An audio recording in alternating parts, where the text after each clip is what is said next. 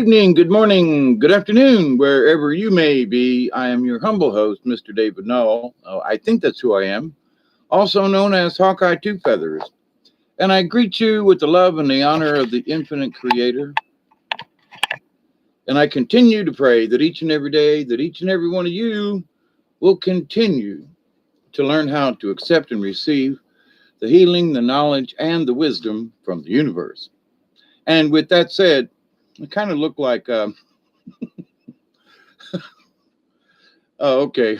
I'm sorry. Hi, everybody. David Castle, Teresa, if you're there, Sarah Horton, and Maverick George. How are y'all on this chilly Tuesday evening? Now, I promised the other night, I said, on Tuesday, I'm going to do a video and we're going to see what happened with each other or whatever.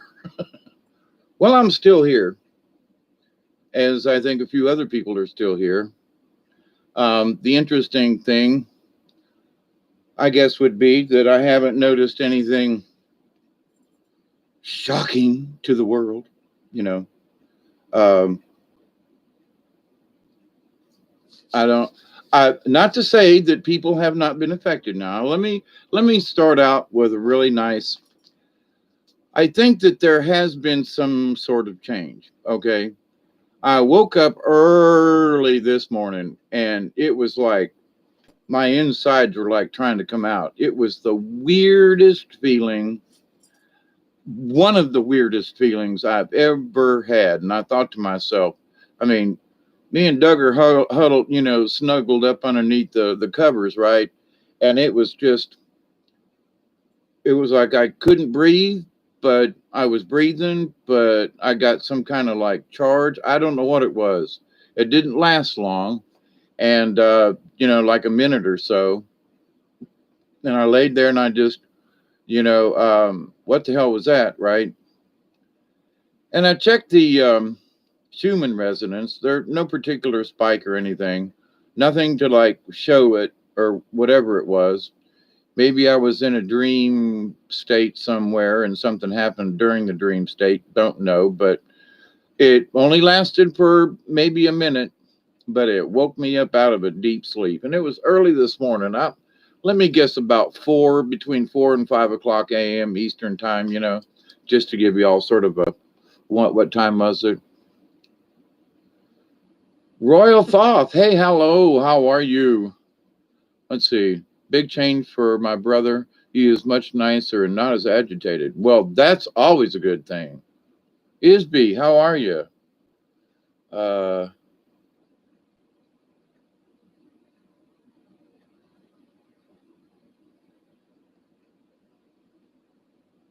okay.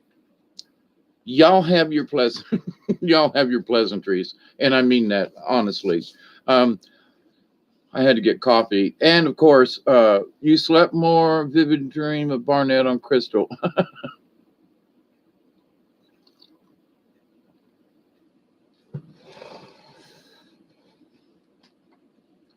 I guess my all day long I've been kind of scratching my head, going, okay, and I've been checking different places out there to see if anybody's like, ooh, there's been this grand change with people. And I haven't seen it. Okay. Doesn't mean that people didn't change. I just want you all to know that. But from did the world do a topsy turvy spin and all that? The answer at the moment is I don't think so. However, I do think that people have changed. But let me add this caveat. I think they've been changing for the last week or so, 10 days, 2 months. I think there's been a lot of change that has been going on. And whether or not this last day or so has culminated in that to appear to be part of the change from yesterday. Now, I don't know if any of you went outside and looked at the conjunction. I took my little my little device outside and found a spot and zoomed in real good, And what got me was there's several things. Here's my observations. Number one, I thought it was like going to be really extra bright. It wasn't. I thought it was going to be like spectacular. It wasn't, and it was clear. I mean, me and Duggar rode up the road about 2 miles to where it's like high up on a hill, and you can see all around it. There was beautiful clear sky last night. So, but me and Duggar sitting there, and it was cold in the truck, and he was shivering. I didn't have his parka on him, and um, I was like, "Well, Duggar, if that's all there is to it, we're going back to the house where it's warm, you know." But watched it, from the hill out there for 5 minutes or so. Came back, and I got my telescope type thing out and got to looking. Now it was bright, but I thought it was going to be closer together, and the two of them were going to be like really bright. It really wasn't. And I've been watching a lot of celestial events all of my life. I mean, for those of you who may not know, I actually took an astronomy course back in 1971 when I was still in Tampa. And I seriously wanted to go into astronomy. But as an amateur, that you can always be a scientist when you watch the skies. But anyway, so I've seen some other conjunctions and things that were a lot more spectacular, as far as just looking at it with the eye. Now, looking at it with the telescope, zooming in, um, it was really odd because with the telescope that I have and the power that I have, I normally don't see the rings of Saturn, okay? But it was tilted in such a way, if I was looking at it, how many ways are there to look at it? But it seemed like, there was this line in the sky with colors, and I was like, um, it was just interesting that Saturn almost appeared, as far as a celestial object goes, seemed almost as big as Jupiter, and there's a lot of distance between Saturn and Jupiter. So, but I mean, don't get me wrong, it was really cool and interesting, and I liked watching it, but it wasn't anything spectacular. Yeah, they were close together, and but as far as this being like, oh my God, that is the greatest thing I've ever, it wasn't that. Okay. So, but we watch these celestial events anyway, because the next one's going to be in 2084 or something like that. So I may be dead by then. But anyway, so in thinking on this today, and of course yesterday as well, because yesterday was the day of the conjunction, and I'm thinking, okay, now I don't know how y'all were doing, but I was thinking, I'm going to stay out of any kind of negativism today. I'm not going to think about, oh my God, this is going to happen or this could happen. That nope, stayed away from all of that yesterday, and actually ended up watching Pac-Man cartoons with a friend of mine, which was an interesting. It was interesting in and of itself, as because of the nature of the subject on a Pac-Man cartoon for kids who were 7 to 9 years old, kind of thing. It was very interesting. The subject matter. So, anyway, yesterday was a slow day for me, but I spent a lot of energy getting ready for the night before, and then the live stream I did with y'all after that, and getting ready for it. For whatever reason, it tired me out. So yesterday was not necessarily a large productive day for me, but I did get things done. But today was a lot better in that respect. But in reflecting over how do I feel today, I feel like I have the last couple of days or the last few weeks, ever since I changed my mind, especially to stay out of the chaos, and that regardless of what's going on, I'm going to find something positive. And I've been working on that for a couple of years, but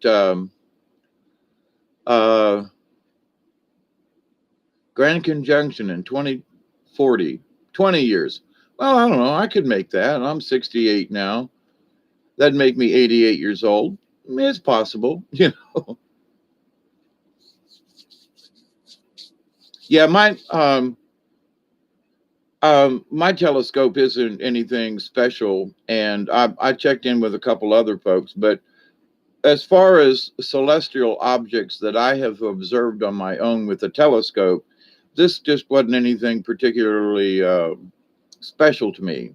I've seen the rings of Saturn before, I've seen Jupiter before, and they were just really close together and they were in the same field of vision. That's about the only thing that was like, well, that's interesting. But anyway, so I wasn't disappointed, mind you, but there was a lot of hype again about it's going to be the brightest thing in the thing, and it's going to be the this, and it's going to be at that, and it wasn't that, at least not from South Georgia anyway. So so anyway, enough of that about the watching it personally.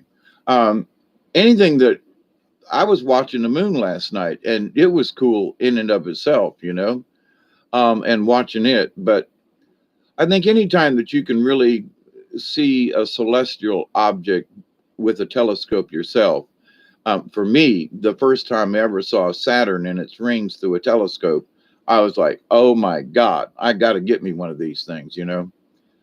So, and I've been hooked ever since, and that was back in 71. About this time of year, actually, come to think of it, it was in the fall. We were going into like Christmas vacation thing for the quarter because I took a fall quarter. But anyway, so as far as feelings and dreams and stuff like that, well, I think that personally, I think a week before and the week after any type of event, we are going to be affected by that conjunction. It isn't just for that 1 second that they actually line up. It's before it because they're getting there, and then there is just after the fact. And the more that they separate, the less effect it will have, although they're still in the same area, the solar system. So but with that, I've been listening to some folks and trying to catch up and see what everybody had to say about it. And it's actually been relatively quiet, from those folks that I thought they would be out like, wasn't that the greatest day ever? Wasn't yesterday like the most special day? Wasn't the conjunction, and I've been kind of looking around and haven't seen anything. Hi, Ed, how are you? And Project Skyfalls, I didn't know if I said hi to you. But anyway, so with this discussion, I was like, well, it wasn't just another day. It was a special day, but it wasn't as special as all the hype is where I'm headed with this. So, but I was the bad guy, warning everybody ahead of time, it's going to be a good day, but, please don't get overhyped with it.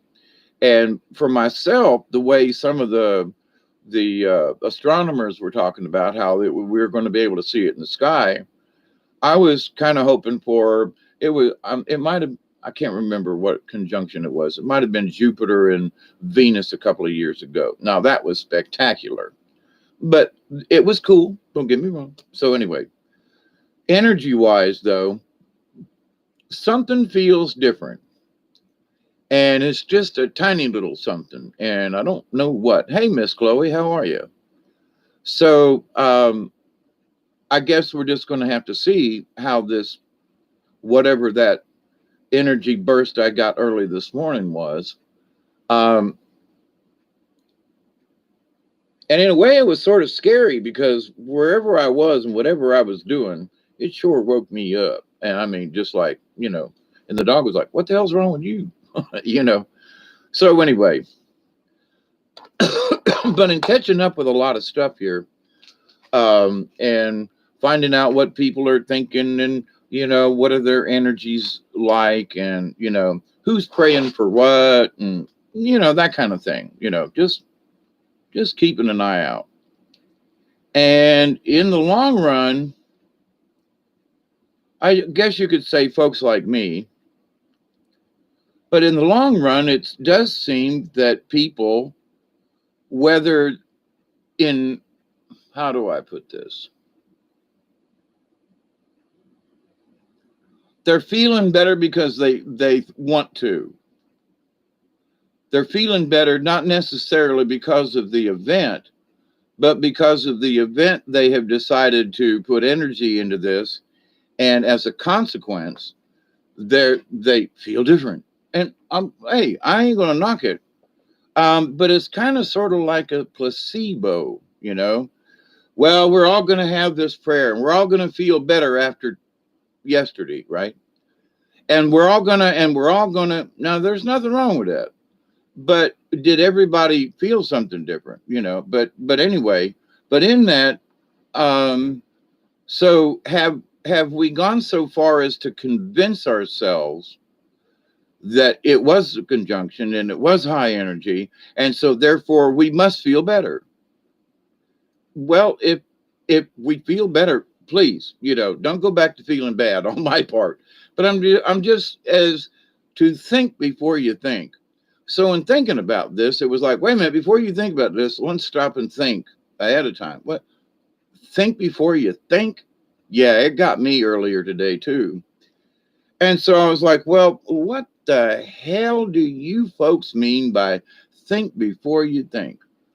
Well, because I'd sort of, you know, well, part of me was like, nothing really happened. You know, okay, so, you know, the volcano went off and there was a this or that. And yeah, you know, nothing really major.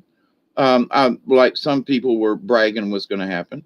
So, but anyway, I thought to myself, well, wait a minute. Now, see, I'm thinking about this before I'm allowing myself to have a good thought about it. In other words, I was sort of pre-thinking what I thought I was going to think. Did you catch that? So it was sort of an anticipation of what I was going to think about. So there was like a pre-thought before I could think. And it was like, wait a minute. So I want to think about today. How is everybody doing? But part of me was like, it ain't no big deal. And nothing really happened. Yeah, we would have heard about it by now. I would have heard something yesterday. You know, so it was sort of a preconditioning in myself. So my thought process I already had thoughts in it, if that makes any sense. So since it was 11:20, now it's 11:40 something. Anyway, I wanted to start off and say, smoke if you got them. So I've been waiting on this to have a little bit of peace pipe. So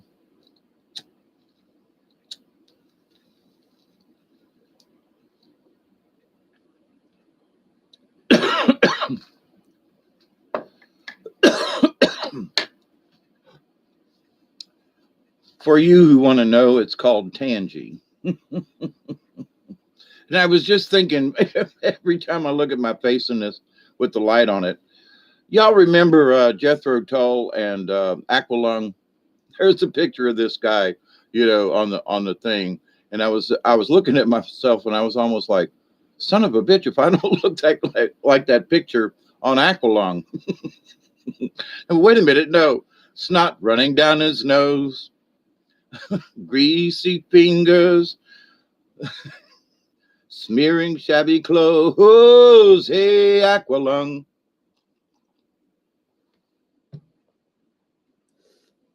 Sun streaking cold, the army's up the road. Salvation a la mode and a cup of tea. Anyway, yeah, I remember a lot of the lyrics of that one.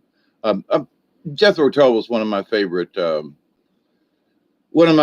groups, and I think we're highly underrated in the rock and roll because I saw them in um, concert several times, and when they did Sea Lion with the Ball at the Carnival, and they turned on the strobe and threw this great big beach ball out over the audience, I was like, holy crap. Of course, I was tripping on some mushrooms and peyote, but, you know, I think I still would have had a freaked out during that, but it was really cool. Anyway, um,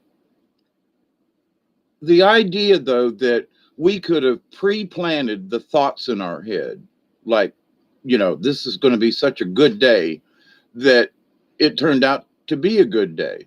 Now, again, I don't want you to think I'm trying to like push this off like it no, but did we create it with our thoughts is my point. Versus had we just sat around and going, well, something's supposed to happen today, and we're all supposed to have this, higher realm of thought kind of thing. And I'm looking at my watch here, and well, any second now it's going to happen, or supposed to, But the fact that many of us participated in an activity to, like my mini, my mini mysteries, no, my mini meditations, um, and the idea that, and to me, it's still a good idea, that mini meditation.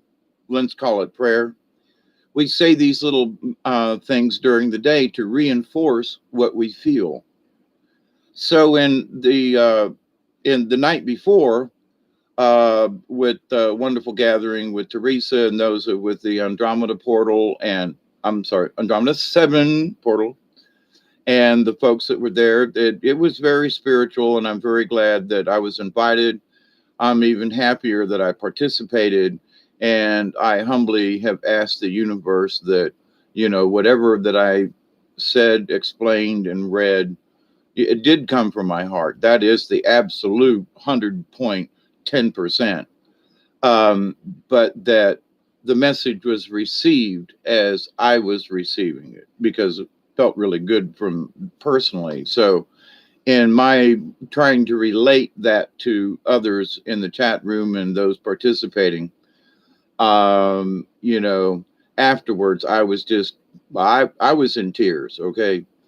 Because of all the things that I wish for is to be effective. How about that one? Well, what do you wish for these days, Dave?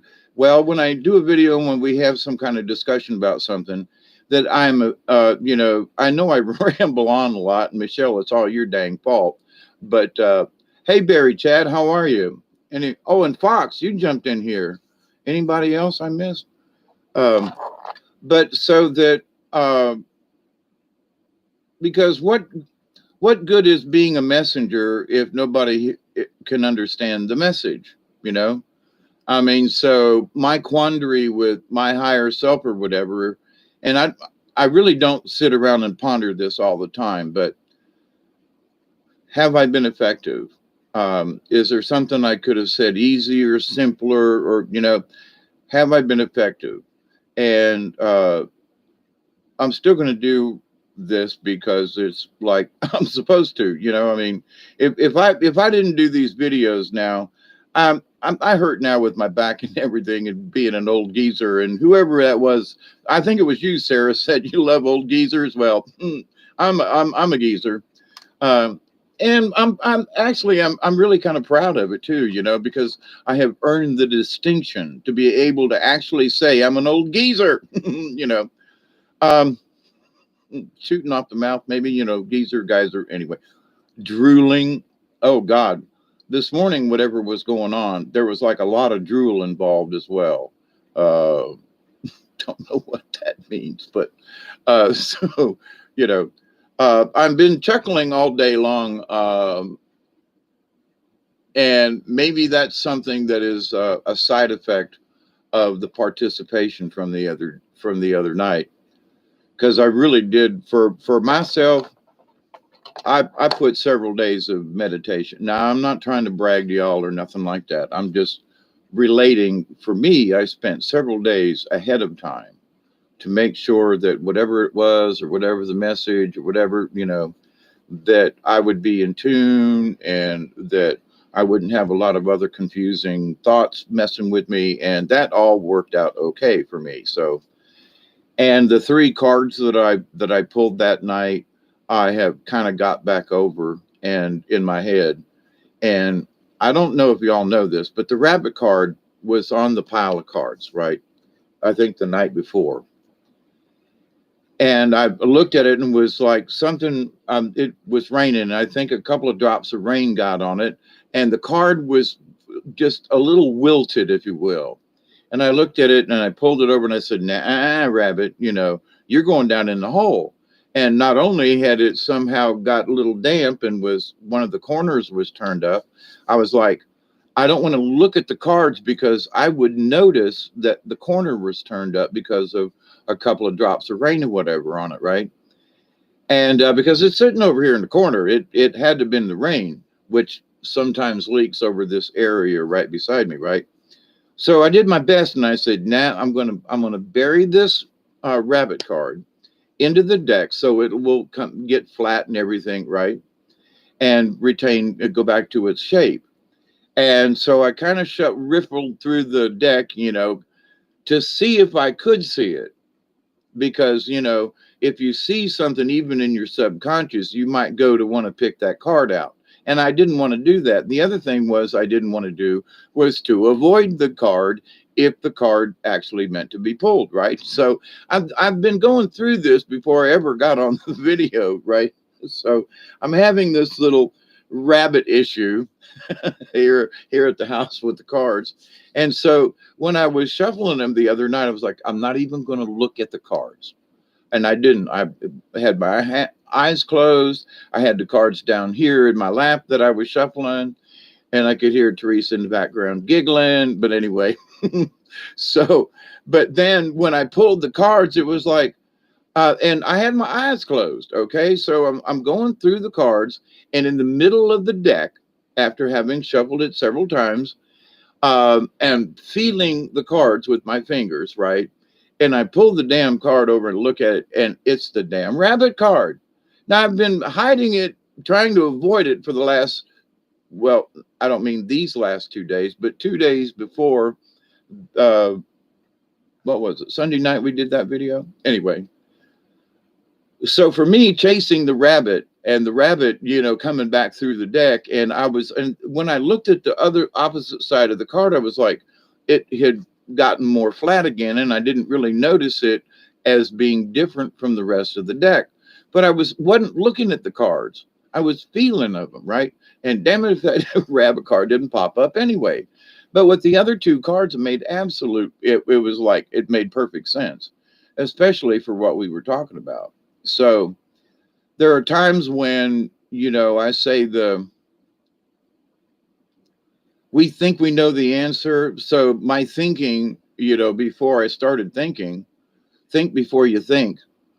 I was thinking that rabbit card shouldn't be there, right? That I needed to bury it, that I didn't want it to affect my card readings. And so my thinking before I thought was, let me bury this card. Let me make sure I don't get it. Let me make sure I don't pull it by some kind of freak of accident. And through all of that, it came out anyway. So in my thinking that I wasn't going to think of the rabbit card, I thought about it and pulled it anyway. Just think before you think. Okay. So I know this is an odd topic. So, hey, light them up if you got them. What the hell? It's Tuesday, right? 2 days before Christmas. We've made it past this conjunction. Up to this point, I was listening to some folks earlier, catching up on some folks' channels, and I'm sorry I can't get to everybody. I swear to God, it's like, but anyway. And today was a day where, Duggar and I were outside, and it was, cut firewood and tote firewood and use the weed eater to get to the firewood. And so it's been one of those kind of days the last couple of days, especially with the rain the other day. I got a lot of wet wood, but, hey, I got the heater going and we're comfortable. So, nothing wrong with that. But anyway, that keeps me from checking up on a lot of other things, because when I'm out running the chainsaw, I can't listen to a program. But anyway, but so thinking on the thought, think before you think. And it's like, now it's not as stupid as it may sound, because I think it sounds pretty stupid myself. And the stupid part comes in, think before you think. Now that's just ludicrous, Dave. Come on, Hawkeye. You got a better excuse than that. But nah, If you're going to ask a question to the universe, you have to think about it, right? And so the shamans have said for millennia, and also other, spiritual leaders, but, or I would say people of wisdom who watch nature and the world, regardless of the age or time, whether it was, 2000 BC or if it was yesterday.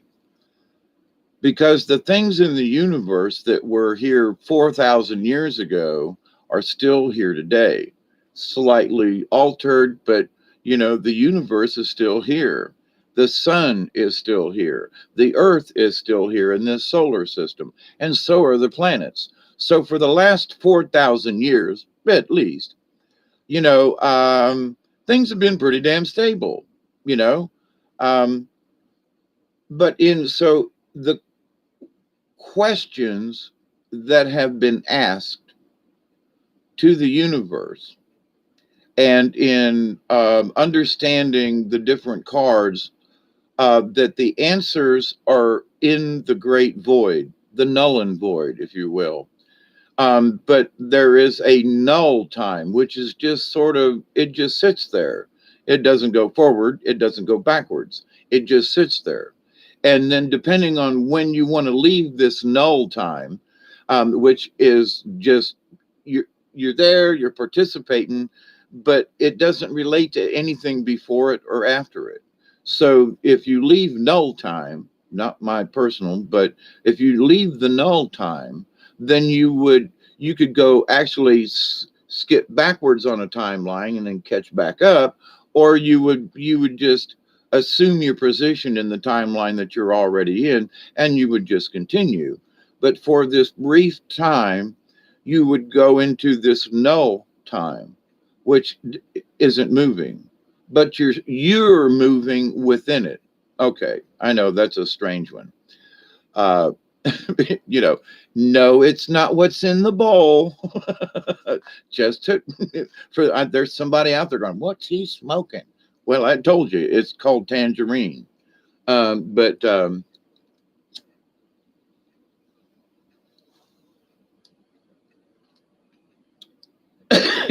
Christmas, Hanukkah. Actually, maybe it was a Christmas hookah. So, years ago, when I did puppets, I've got a puppet that's a Santa Claus. And so the boneheads, the main characters of the puppet shows, sort of like you know a Bert and Ernie, if you will, um, where Ernie's uh, Eura was um, a little bit like um, Ernie. Go off on a tangent where Bert's like, "What?" Trying to be the sane one of the two, if that's possible. But anyway, but Europe was trying to understand because they came from outer space, so they had never heard of Christmas. And so when he heard it, he thought he heard that it was an insanity clause.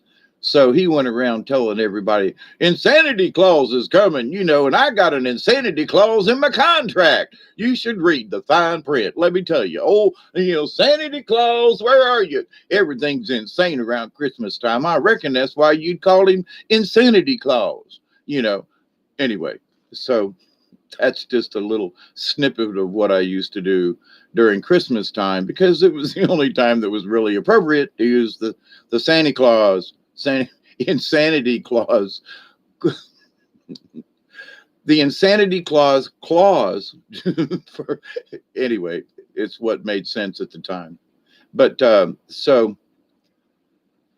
but in thinking before I think, so going back to trying to stay on track with that, in the great void, all the answers to the questions that have already been asked. So, how many people in the last 4,000 years, and we can go back to the Egyptians, okay, so whatever, and from then till now, roughly 4,000 years, right, 4K.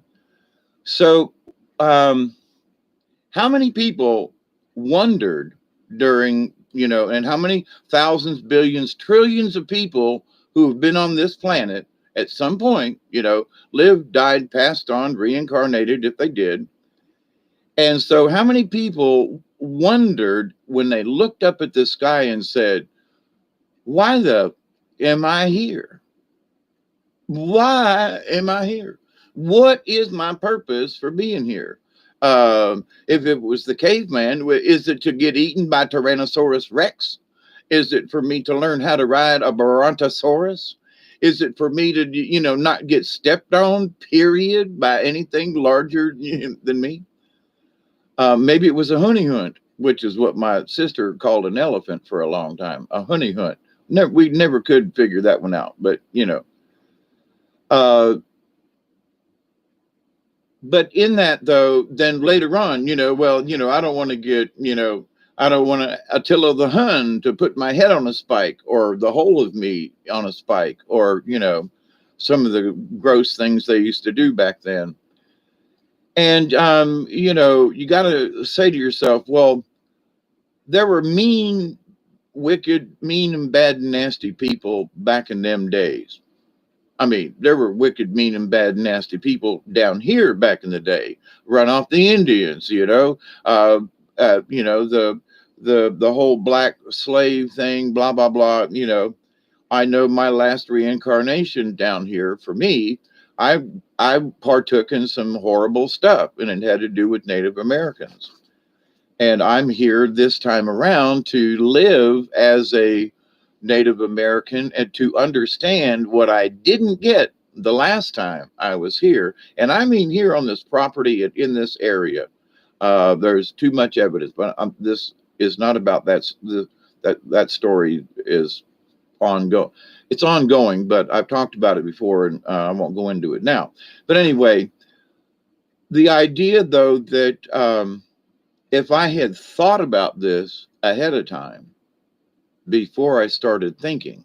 Now you go, wait a minute. Okay, so the question, and here's the thought has already been put out there to the universe. Somebody in the last 4,000 years has had a similar thought to you and me.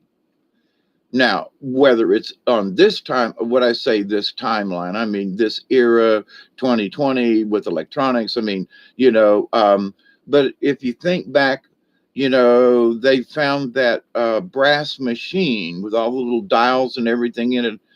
I can't remember the name of it, but something like, looked like a chronometer of some sort that was down on the bottom of the ocean. They pulled it up, in the Mediterranean, I believe. So, but the idea, though, that they had things that have disappeared over the last 2,000 years because of conditions.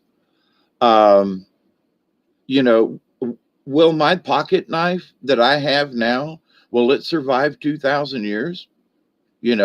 There's brass, there's plastic, but if I was to lose it in the dirt outside the house here, and since I've been here, there's this much more dirt in front of my house than used to be that's literally come down the hill with the rain anyway and have been deposited here.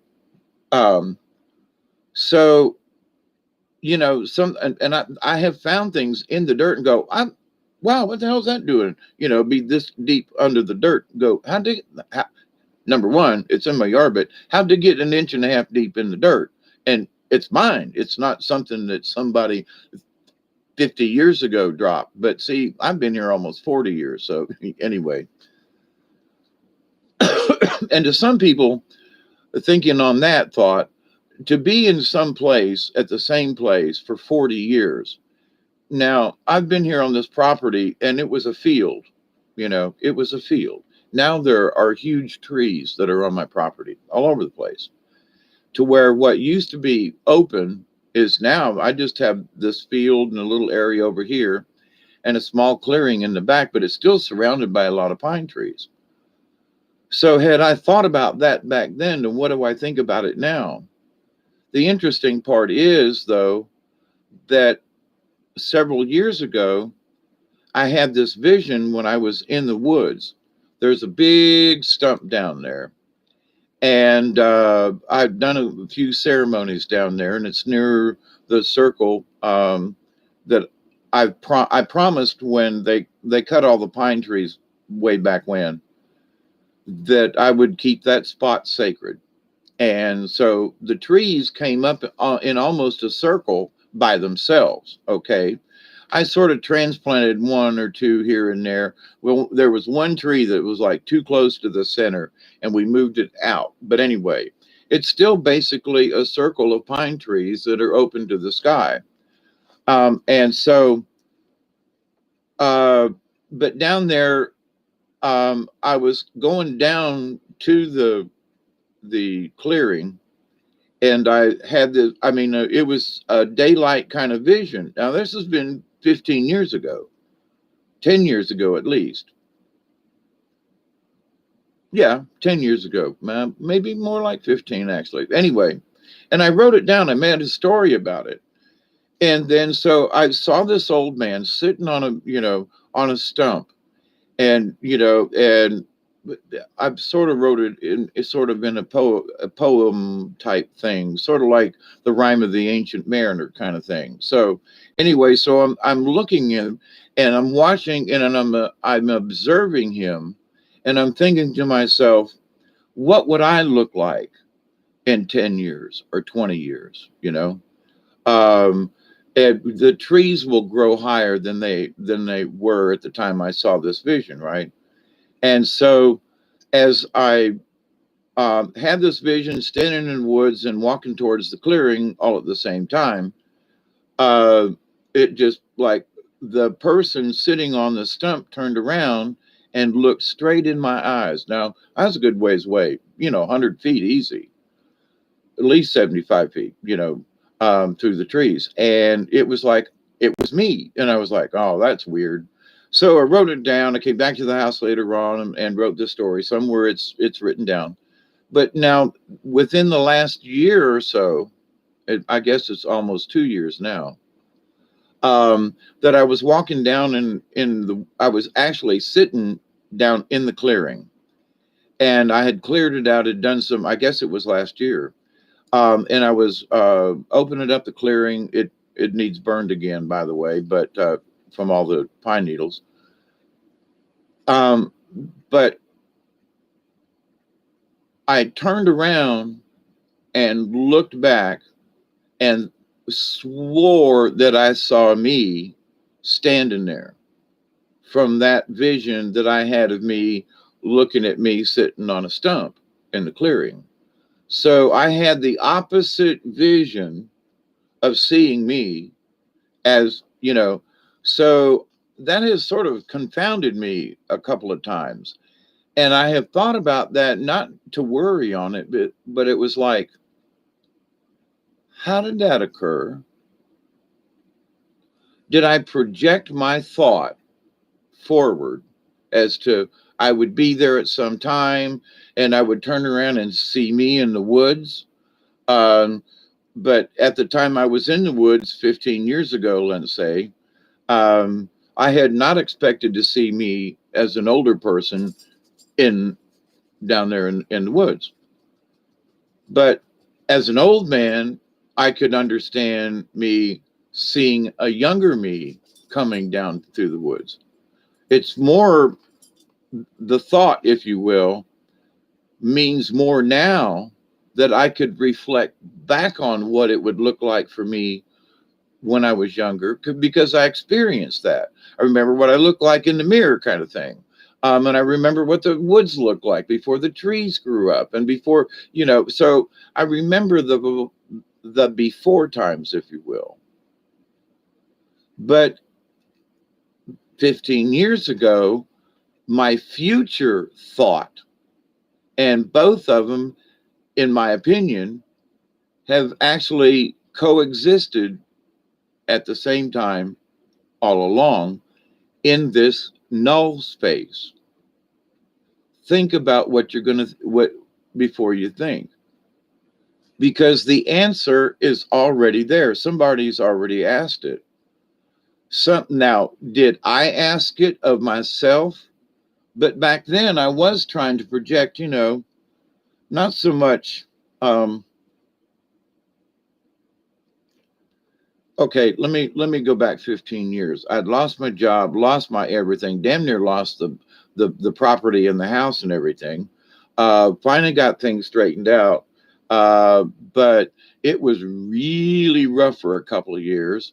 And then they gave me seizures that were worse than I'd ever had before. A lot of negative stuff, you know.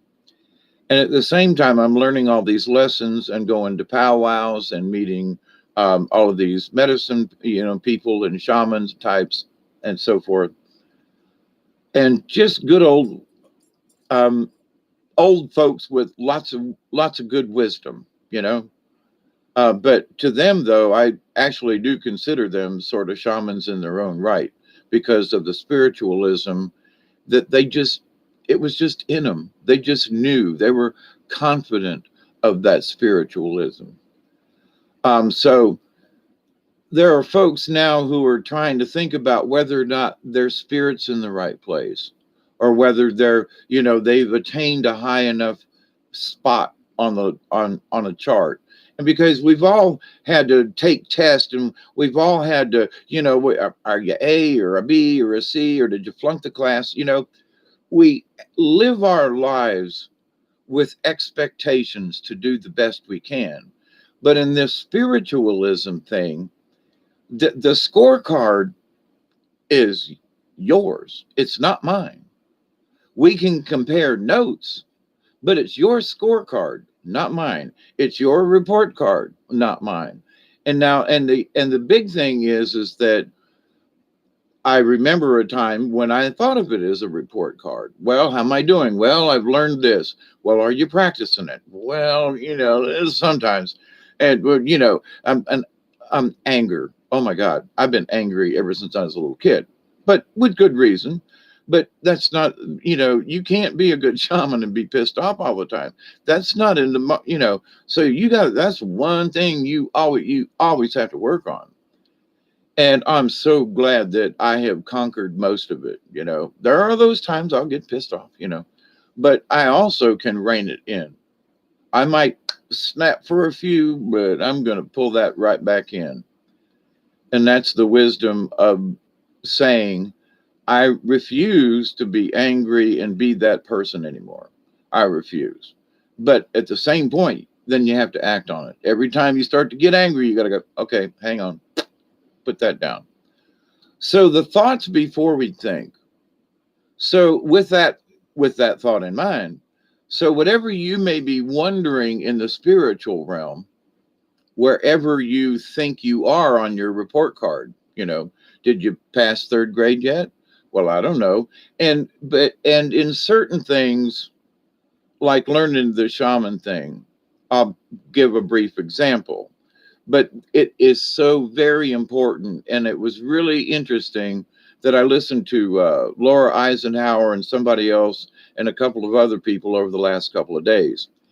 And they were all saying a very similar thing. We've got to, I use this way, you got to keep your core value. And I think Laura or one of the other people, you have to keep that divine spirit or something. And I was like, we're all talking about the same thing. But this person called it this person called it that, and I have just been saying your core value, that core, whatever spiritual, however it is, right? But I realized, and I had heard this before, but I realized even stronger that regardless of what their modus operandi, in other words, how did they get to their spirituality through, astrology, okay, which I've dabbled in astrology, but not like I can't do a chart, okay, where other people can. I think that's great. Where other people can do these or that or this or that, okay. We all have our place in this. Um, But the key factor between everyone I have listened to, they all went to the same place. They all said, we have to keep our divine within us.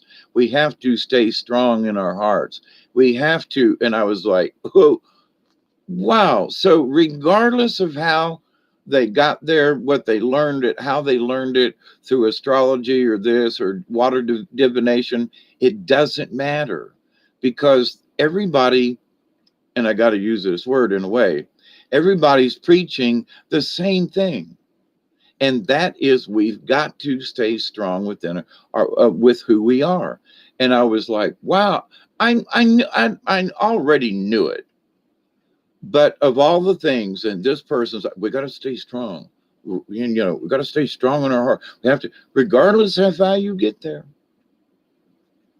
So in that, my to this, the answer is already in the universe. A couple of months ago, it was after Brian passed away and I'm sorry, made the transition. I know, brother, you didn't pass away. Boy, he kicked me. What are you talking about? Don't. I'm sorry. When you made the transition, wow, that was a quick kick. Let me tell you. He's laughing at me. But anyway, uh, he said he just wanted to stop by and ride shotgun with me. Uh, if I put on my glasses, I'll forget where I'm trying to be. But I'll get with y'all. I see y'all in there.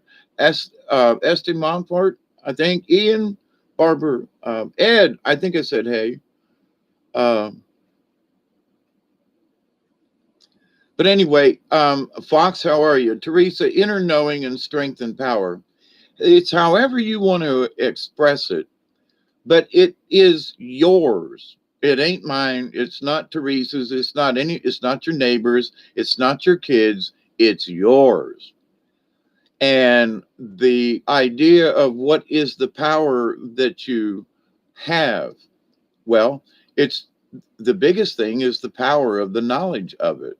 That you know that I'm as good as I can be at this moment in life, and those things that I need to work on, and this is sort of my New Year's resolution, a little early, but it's my everyday, it's my resolution that I'm going to do the best that I can today, and I'm going to try to be creative in whatever it is. And sometimes being creative means to throw some shit away and get rid of it and be creative.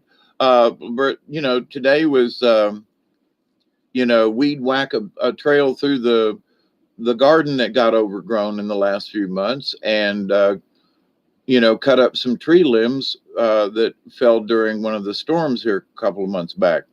And so, firewood, and I'm getting into the garden again, and I'm cleaning this up. So, it all works out one way or the other. I could have went somewhere else, but I thought, why not take the effort? So, but every day that I wake up, regardless of how it is, and sometimes I'm hurting like a mother. Let me tell you, I got a bad lower back, but I some days it'll put me down, and then I'll get so pissed off by the end of the day that I don't feel like doing anything, that I'll end up doing something.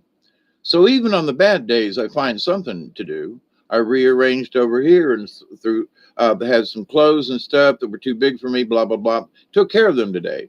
They'd been sitting there for a couple of months, after, anyway, with rearranging furniture and stuff and people's belongings and things that don't belong to me. I've got some more mice problems again. They're just literally running across my feet, kind of things. I'm sorry, guys. I might have to put you all down again. But so with this thinking, whatever it is that we ask of ourselves, the more we allow ourselves to be connected and stay connected. I think it was anyway, Alfred Labermont Weber, I think he made a statement earlier, something about when you find that connection and you stay connected. And so it's not that, and I've talked about this before, then that I understand now what monks meant when they say that you meditate all day long. It's like, well, how in the hell can you do that? Well, at my age now, I understand how they do that or did that or whatever, you know. But 20 years ago, it was just a thought in my head, you know. How do they do that? Let me interject this. So I put a thought in there 20 years ago. How would it be like to be able to meditate all day long? You know, what does it take? Do I have to walk around and clang bells all day like a little monkey, or do I have to, go all the time, or do I have to, drum? What is it that has to do with that, right? Well, here's the deal with the vision that I had of me as an old man, and then being the old man looking back and seeing the earlier me.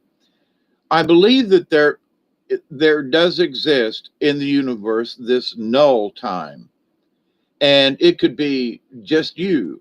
So it's your before time and it's your after time, but it's both you, you know. So there's been a couple of other things. It's sort of like being in a real life reincarnation of who you were one or two lifetimes ago, that you wake up and go, oh, holy crap, I was a teenage mutant ninja turtle, or whatever. But the idea though that so you are in the present and in the past, and since I've had this experience, now I'm in the future of the past and the present, because of the occurrence. So I think, before I think, wait a minute. So was the thought there before I saw the old man on the stump? Because I'm walking along and I see this thing, have this vision. So 15 years ago. So was the thought already in the universe? Because the future me, if I was already future looking back, how did I get to 15 years later to be able to experience? You see what I'm talking about? So there have been other instances with this time displacement, if you will, for me. Like, for example, I know I keep bringing it up, but those 3 days that I had on the river, with very little water and basically no food, um, and seeing yourself walking through the woods with basically an angel, a spirit on either side of you, and but at the same time knowing you're in your own body, but you're also walking over there, um, and that somehow that despite the heat, which it was 102 in the shade that year in August. It was rough. Ooh. And the river was not running. It was low. It was down. It was pathetic, Um, and so I think to myself, how did I get through those 3 days? And the answer that comes back is that although although time passed normally in the outside world, if you will, I was stuck somehow in a null time to where it didn't pass at all for me. But, I woke up during those 3 days, but not for long, and ended up back in whatever trance thing I was in until the third day, where I finally made it back to the truck. But in that, though, it didn't seem like any time had passed, but 3 days had passed. And part of me felt the heat. Part of me felt, the sweating and the hunger and but then this other part of me was just like stuck watching this movie. And at sometimes well, me personally, they put me into a sleep, I was down in between some palmetto bushes, uh, you know, hoping no snakes would find me, but my little dog Sasha protected me, and four-leggeds, especially dogs, four-leggeds that are tuned into the spiritual, especially if you are tuned into the spiritual. There are some dogs that will just tune in with you, and Sasha was one of them dogs. But she protected me from unseen things. And it was noticed by two other shamans that she did at different events. But so I miss my little magical dog, Sasha, but she's still with me. But in the null time, so time passed, but it didn't. It seemed like I was in a waiting room, while the heat and all the hunger and all the sweating and the mosquitoes and all the nasties. And then after 3 days of whatever it was, the training I was going through, I'm back in the saddle again, and I'm alert. I'm hungry, you know, and had had taken two Little Debbie fudge rounds, and on a couple of those Little Debbie, I don't know, it was some kind of grain bar, coconut thing. Anyway, that's all I took, with a couple of drinks for 3 days. So how did I make it? How did I go through it? And looking back at it, it almost didn't happen. How did them three, so the time space differential, relating it to the seeing myself in the future to see looking back in the past and wondering, wait a minute, that thought had to come from someplace else. I didn't, if I had the vision of the future person, then I must have been there in the future for me to see me. So the thought was there way before I thought about it.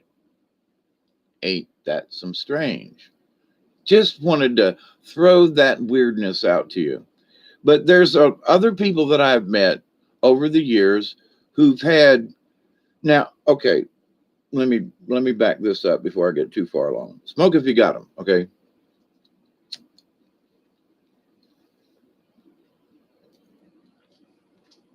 There have been times when I felt like I have been abducted. I have no proof of it, although I've got some markings on me and some stuff. So I'm not sure if I've been abducted or not. But I do know that I've had some very strange time displacement issues, okay, over the years. And a lot of them have happened here. Uh, that for whatever reason, there are times when I'll be awake for 24 hours and I haven't taken any stimulant other than coffee or, over the counter, just mostly just coffee or a soda, right? Power drink or something. But my brain will just be wired up to where it's like I can't go to sleep. You all see me, I get on at 4 a.m. I go, wow, I can't sleep. It's one of those kind of times. But then being awake for 18, 20 hours or 24 hours, the other a week or so ago was like 36 hours in a row, and I'd close my eyes and have a little rest and open my eyes back up, and it was only like a minute had gone by. So really interesting little power naps. But at the same time, it seemed like in that null space of no time that there was time going on, but nothing was happening on the outside. So that when I opened my eyes again, which seemed like 10 minutes, was only actually 1 minute. You follow? So in this understanding of this time displacement, it's also what my native guide spirit shaman upstairs or out there is saying, this is the learning of going into the honest to goodness fourth dimension. Okay, a lot of different people are calling certain things different dimensionals, and it's the fifth and the 12th, the 13th. Listen, when you can walk between two worlds, in other words, this 3D physical to sort of disappear into a mirror and show up, That's fourth, okay? And fifth is even above that. So let's just keep it that simple. Well, what about the chakras?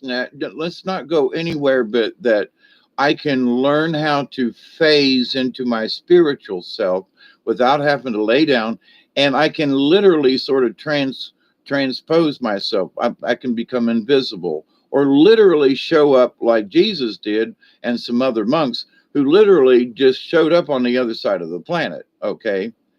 So that's my consideration of the fourth dimension. All right. All this other talk and stuff, when I can do that, I will consider myself in fourth dimension. Uh, and that's what my spirit guide shaman side says. That's what we mean by that. Okay. And fifth means then you can fly, and it's even more groovy. But so the idea though that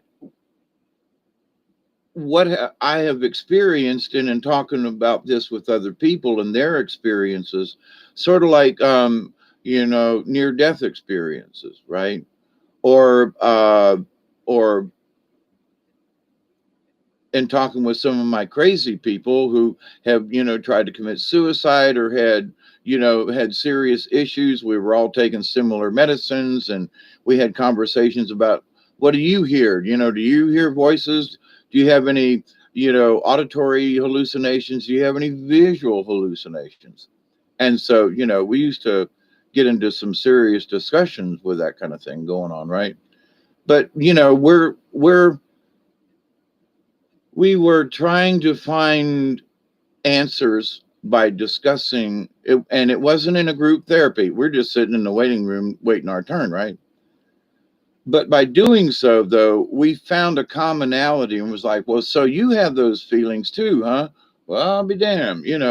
And it took the panic out of me, but also another person who was very easy to panic. And for a long time, she thought I hated her guts. And it was when one day sitting in the waiting room for her therapist and mine, different times, she was like, I didn't know that you were coming here. Oh, so you have the same issue as I do then. Yeah. And then all of a sudden, she quit being mad at me. I mean, and we come up to a point pretty decent friends, and we worked together doing theater. And there was one time I was having a bunch of seizures, and she was backstage and literally propped me up and pushed me back out on stage. So where she hated my guts before and thought I hated her, she realized that she was, because she didn't know me well enough, and anyway, and she had listened to a lot of other people, she was pushing her emotions onto me. It was like she was hearing herself. And I was like, you got to quit doing that, lady. But anyway, she had time displacement thingy kind of issues, is sort of, and I won't mention her name, but we knew each other for quite a while through the theater. But anyway, I guess I can say Miss Nancy, but the time displacement. So is that our pre-training? I'm going to get to this. Is that our pre-training of actually learning about going into the fourth? Because that walking through the swamp with those spirits and seeing myself in my own backyard before and after, and then having this thought about it. Wait a minute, that shit pre-planned ahead of time? I mean, me in the future to look back so I could see me. Wait a minute. So did I time travel to that point?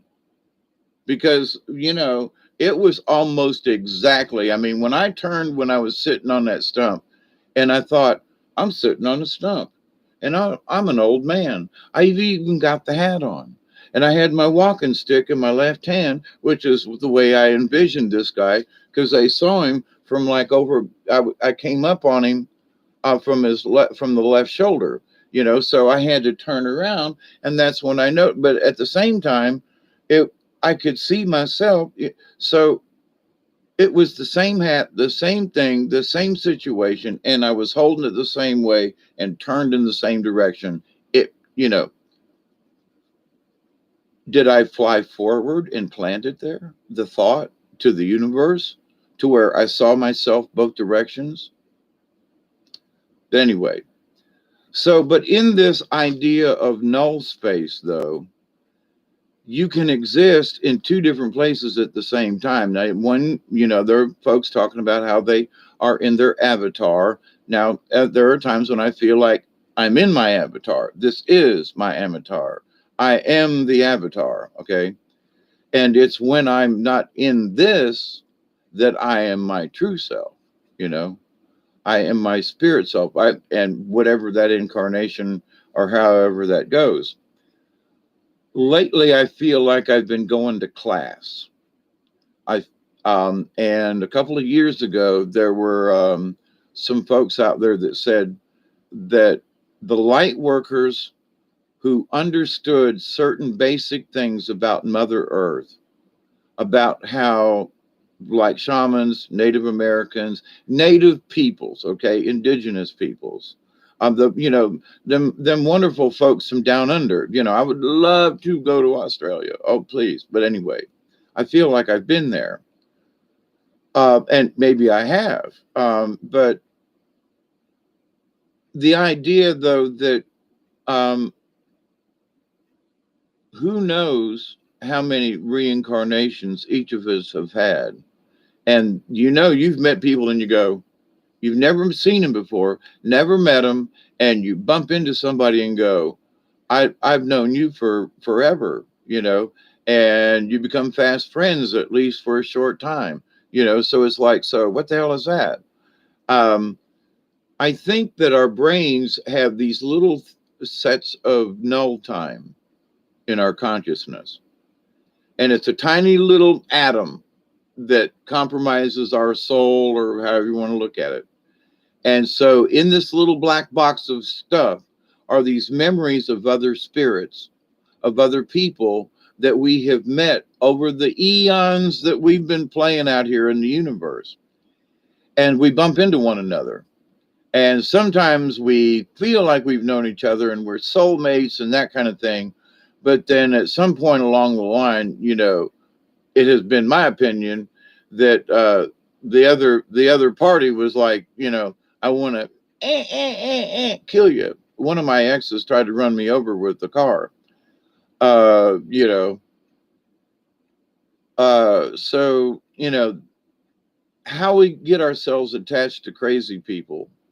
But here's the thing: I realized that why I married my second wife, for example, or was it my third? Anyway, it wasn't because of the wife; it was because of her daughter and the influence that I had with Bobby Jean, and the influence that I've had later on with her sons, which would have been my grandsons, had I adopted her.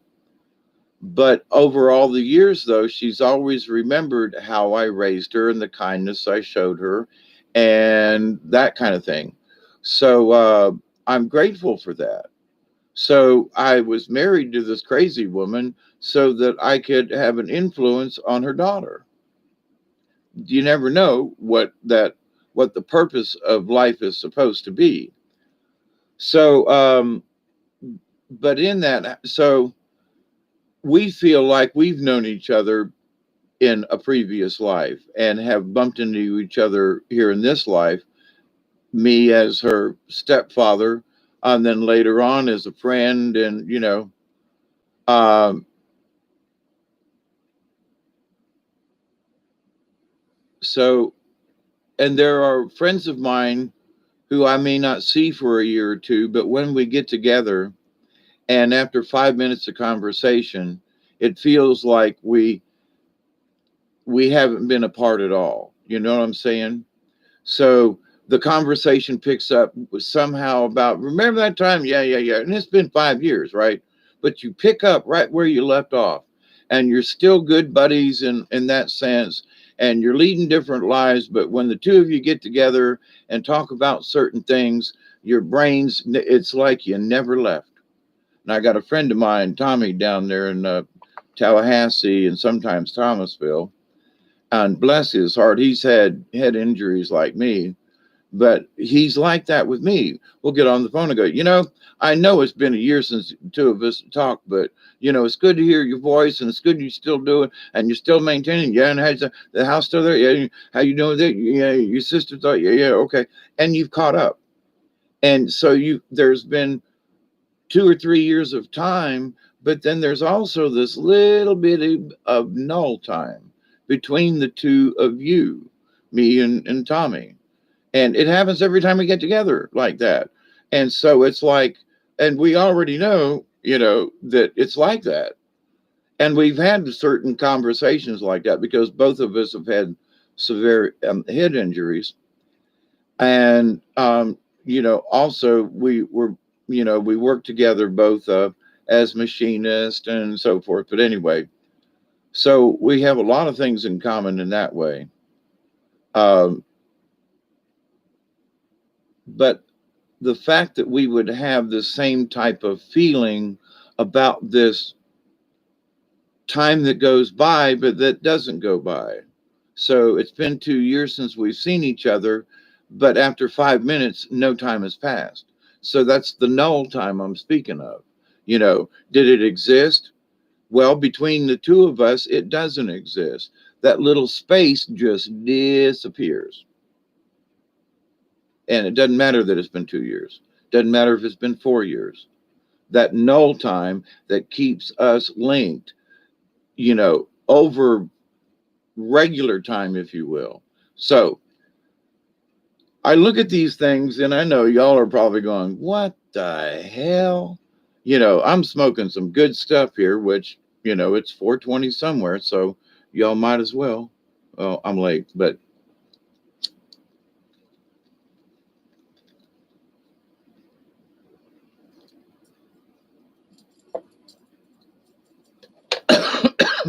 the idea of think before you think, though,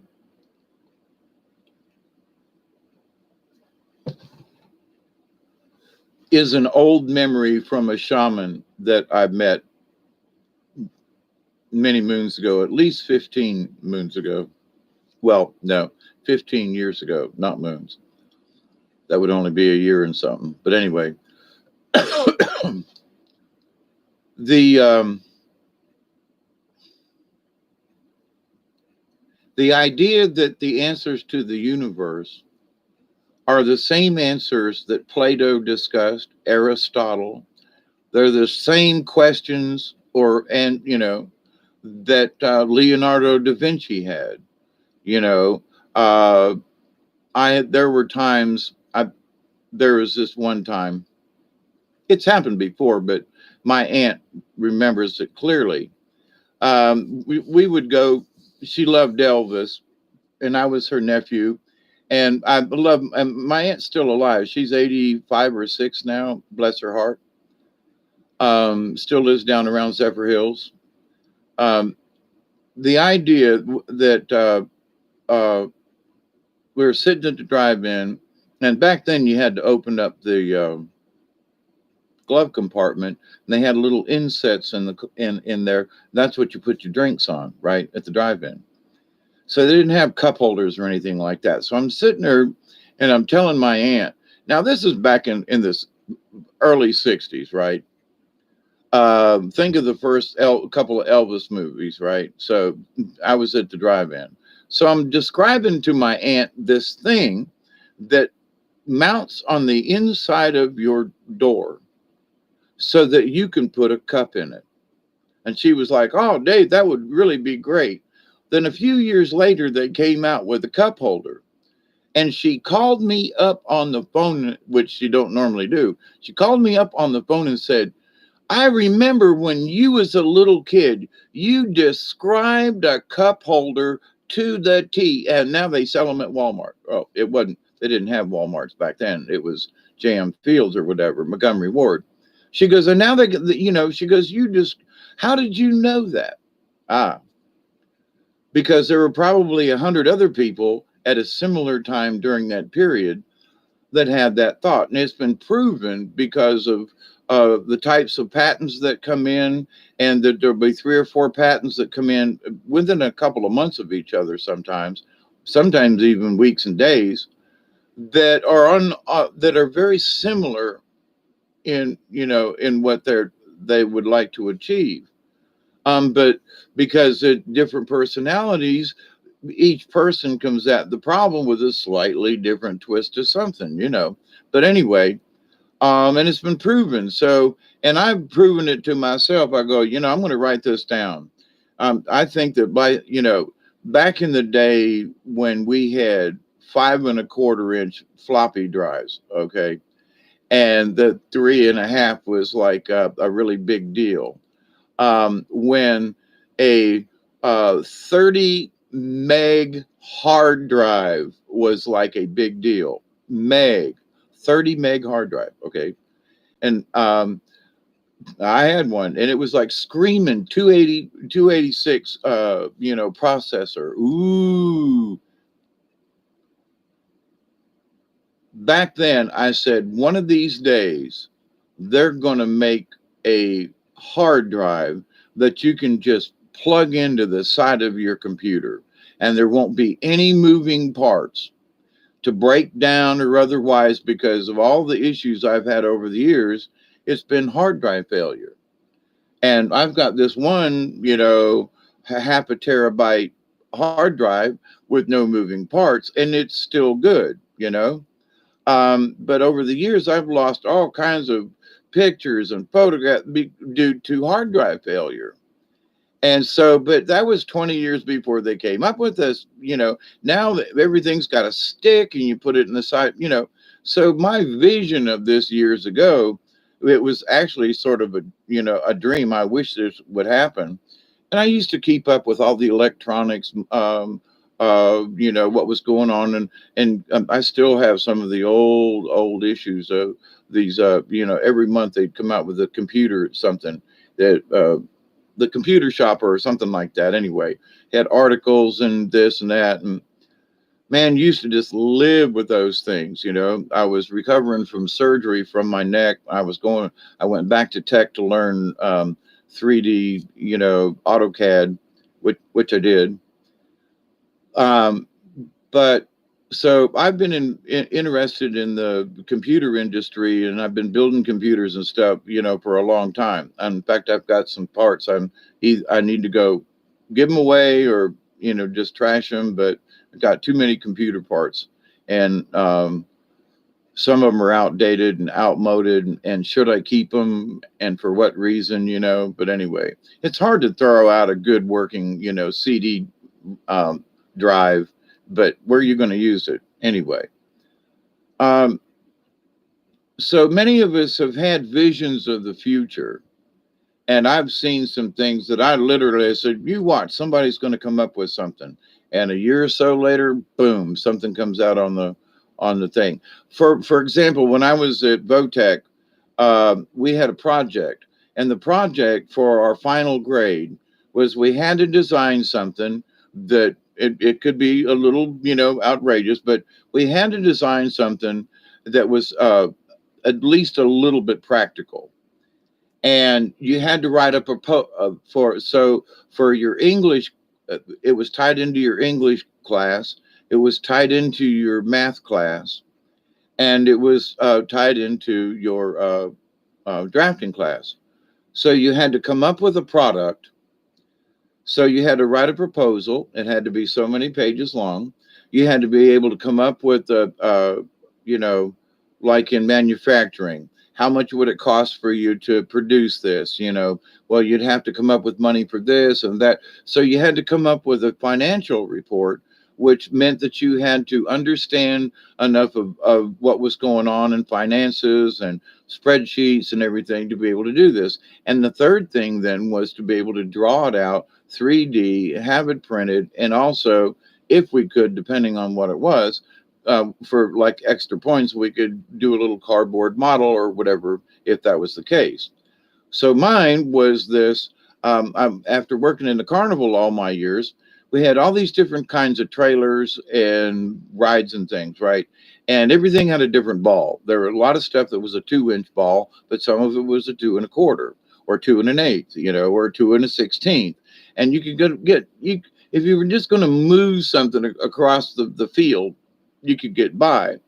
But the thing was is that if we were setting folks up on the lot on Sundays and or Mondays, getting ready for the next week, so hey, move your truck. Well, I can't. Who's got a 2 inch ball? Who's got a 1 7/8? Blah, blah, blah. So I came up with this idea that you could have a single ball, but it would interchange the pieces, and parts of it would become a washer underneath, and you could take it off, and it wouldn't be for long time hauling, but it would be for short emergencies, right? Anyway, so I designed this thing and made a proposal and all this stuff, and damn if 3 months later in Walmart, there was this three hitch idea. And all it is a Reese hitch with a ball on three sides. Mine was interchangeable. So there was only actually one ball. You just loosened it up. So, but anyway, I thought, well, then I saw another design that was similar to that. Now, this was like less than a year after I completed my class, okay? And I wrote up my proposal, got my final grade, and I was like, one of these days I'm going to make one of these little son bitches. And son of a gun, if somebody didn't have a version of that idea, then it's being sold now. So it's like, what the hell, right? Anyway, but those are the kinds of things that have happened in my life. What that tells me, though, is not that I'm really such a smart son bitch. It's that there are a lot of us that have a similar idea, and some of us act on it.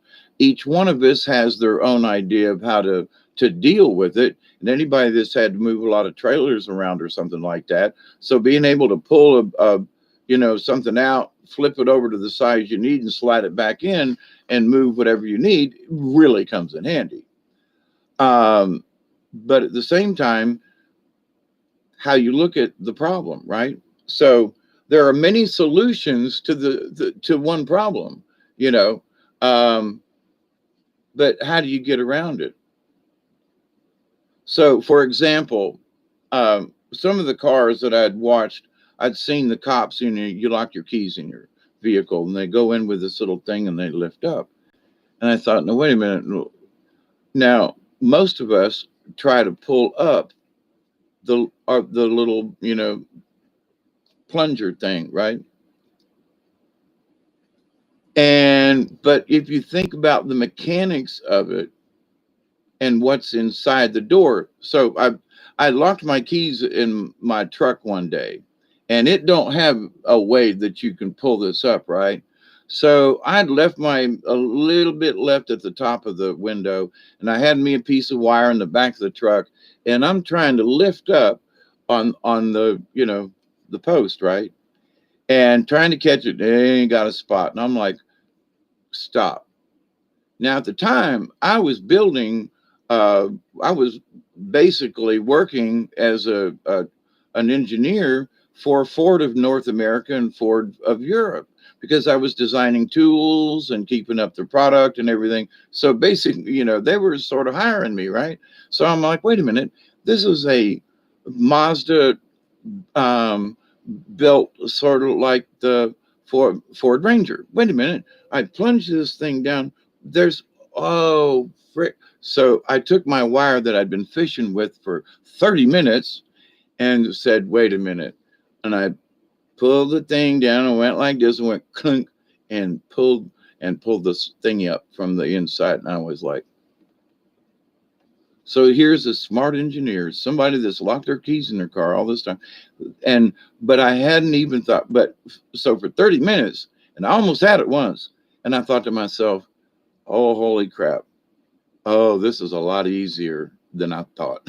Because when I, remembered working on the insides of doors as a mechanic, but also the mechanics, if you push the post down, there's got to be something that you pull up. Oh, there's a lever that locks. Oh, but anyway, so had I thought before, You know, if I could think before I had the thought, I had to go back. So I'm thinking all these things of how to get it. And but if I went back to the first thought was think about how it's made before I think about how to open it. So you have to go back one thought and go, wait a minute, hang on, wait. Oh, I'm going to pull it up because everybody does it, right? Everybody's got a thing and they're trying to. Well, all you got to do is just pull the rubber back and reach it down. Oh, some gun. So think before you think. It's not as stupid as it sounds because sometimes you have to back up a thought. Wait a minute, I'm trying to do this. Like, whoa, hang on. What makes it do that? Oh, inside the door and the thingy and the, oh, clunk. I'm in. I mean, within 1 minute, I was in my truck that I had been. And it took all of about 2 minutes of standing there in the parking lot feeling like a dumbass that I had not thought about it before I started thinking. I know. It's one of them days. Okay. But I think you sort of get my point where I think moving into this fourth dimension, that we are going to be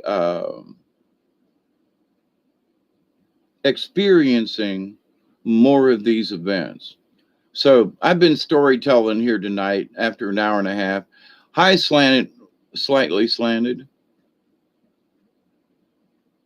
Lady, I hate technology, especially taking a photo these days. My hands always shake more than most, and I suck at taking a decent photo. They make ladies Spitfire, and I'm not being, not poking at you.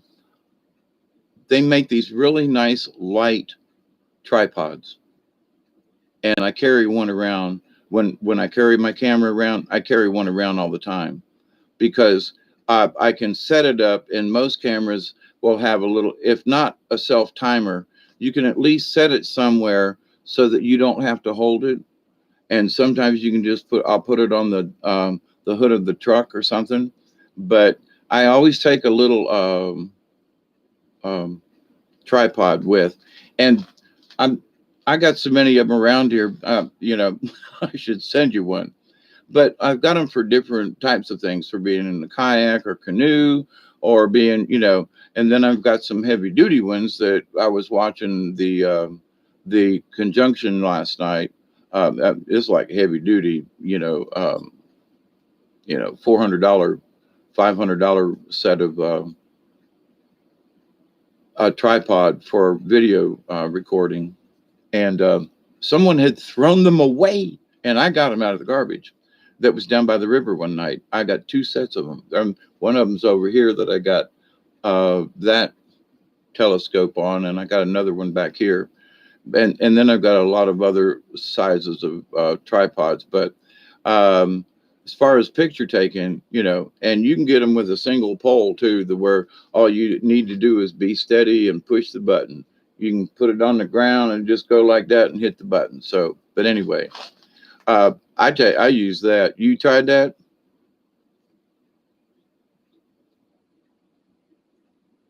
Right. Sometimes just a stick. Uh, but anyway, just, so what, hey, Travis the Brick, hello. Isby, howdy, what y'all yakking at?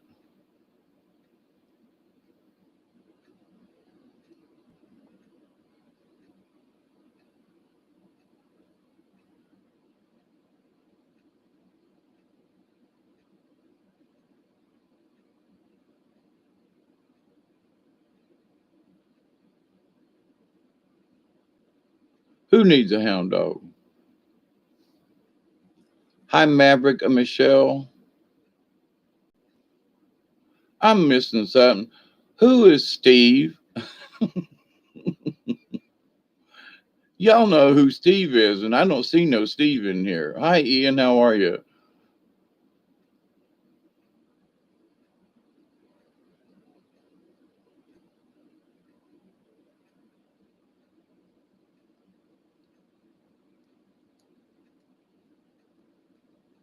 Okay, I went back up a ways.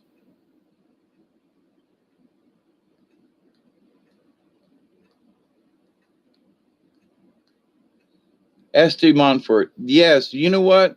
I have got a camera that's an that's a 30.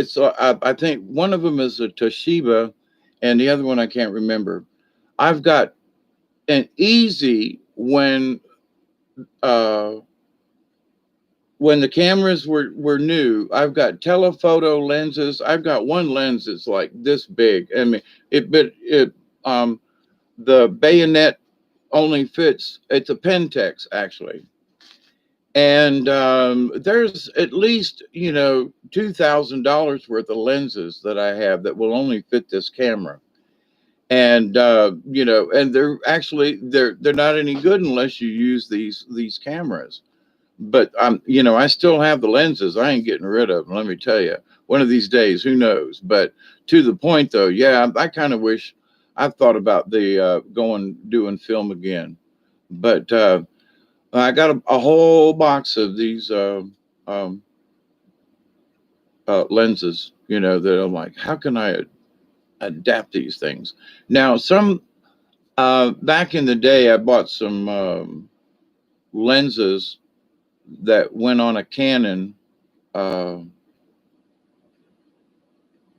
it's been 6, 7 years ago anyway, that screwed onto the bayonet front end of this camera, and it worked really well. Um,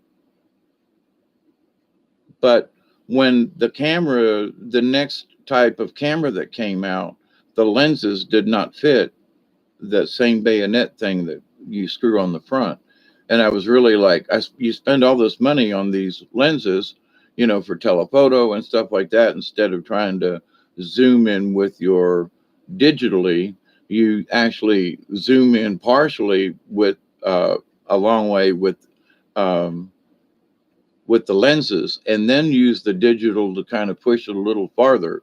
And I was getting some really interesting stuff. But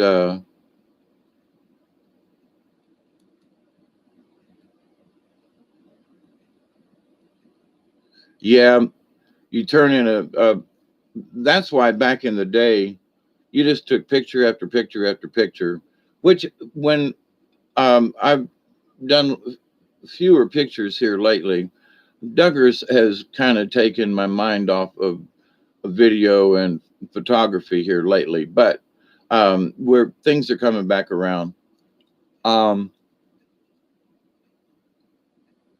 the times that I would go down in the woods, now I have to worry about Duggar, but that's been my own excuse anyway. um Being able to change lenses though without going digital with the camera. Now, there some of these digital things are really cool these days, but I've also noticed that if I want to take a picture of something, I will take the picture um, plus or minus in the exposure range. So I may it'll be zero. Then I'll knock it down one in the exposure, take a picture, knock it down one more, take another picture, and then back it up and go plus a half and then plus one, whatever it is on the exposure. And at times you don't see where that would make a difference. And there are people who say, "Oh, well, I can do that when I get it to the computer." If you do it while you're there with the camera setting, so I'll take the pictures that I've taken of orbs and stuff. I will take a picture at one setting with the flash, and I'll take two or three pictures in a row with that setting on the flash. Then I'll change the flash setting and take three more in the same area of darkness. And then I'll go back to the original flash, but then I'll change the exposure. So the background comes up is more light or not with each of the flashes, and I'll take three shots there. So I'll take them in threes, change the setting, three more, change the setting, three more, back out, change the exposure. Then, because my camera has three different settings for the flash. And depending on exposure and depending on the one of them, it retards the flash, so it opens up the light, it opens up the camera and then flashes, versus flashes then opens anyway. And it makes a difference in taking pictures of orbs and fairies and things like that. So and I should do that here now lately, especially down here back in the back, now that certain entities have sort of gotten away from here, for those of you who remember that. But things are starting to return back to a more normal. Uh,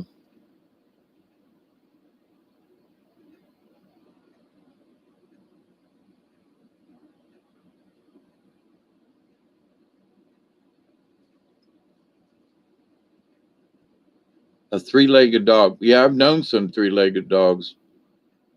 Actually, Travis. Well, I mean, Lady Spitfire. Anyway,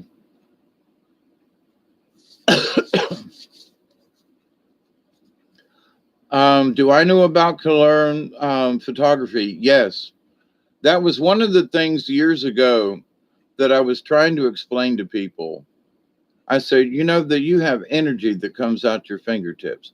You know, that we all have these energies. Well, no, you don't. No, we don't. Blah, blah, blah. And it's like, then, you know, go check out this photography, um, because it proves that we all, you know, have static electricity.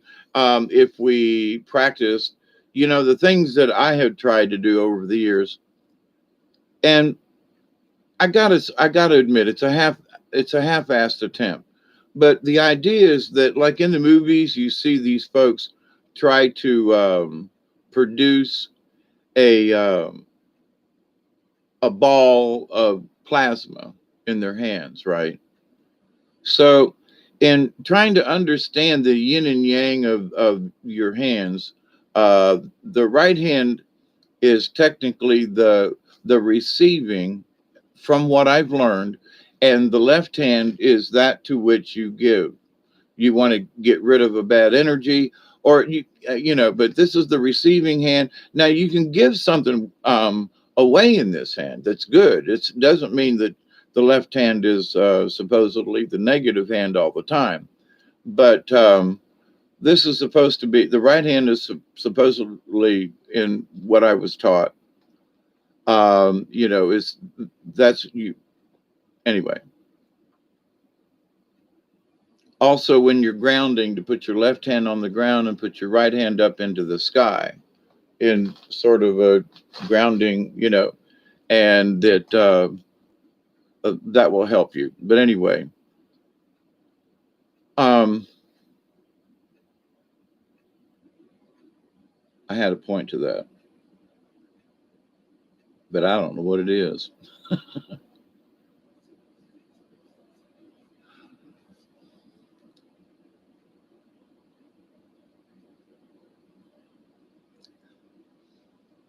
Yeah, Teresa, when I'm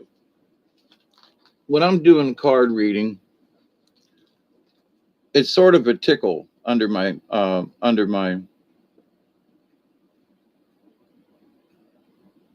Chuck Woolery.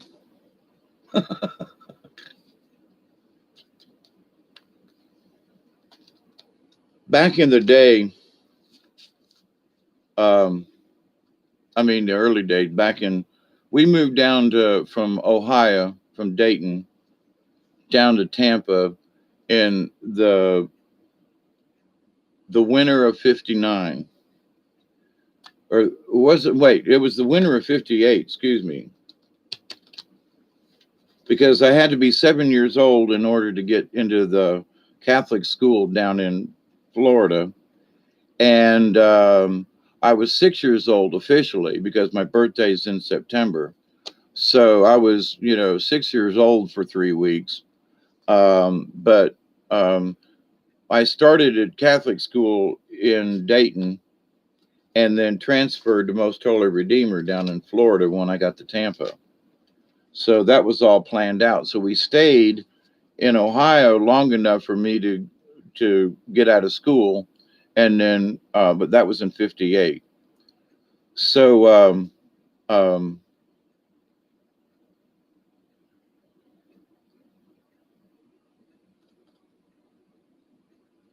Yeah, leaving in the snow and doing all that. Anyway, they had something to do with that.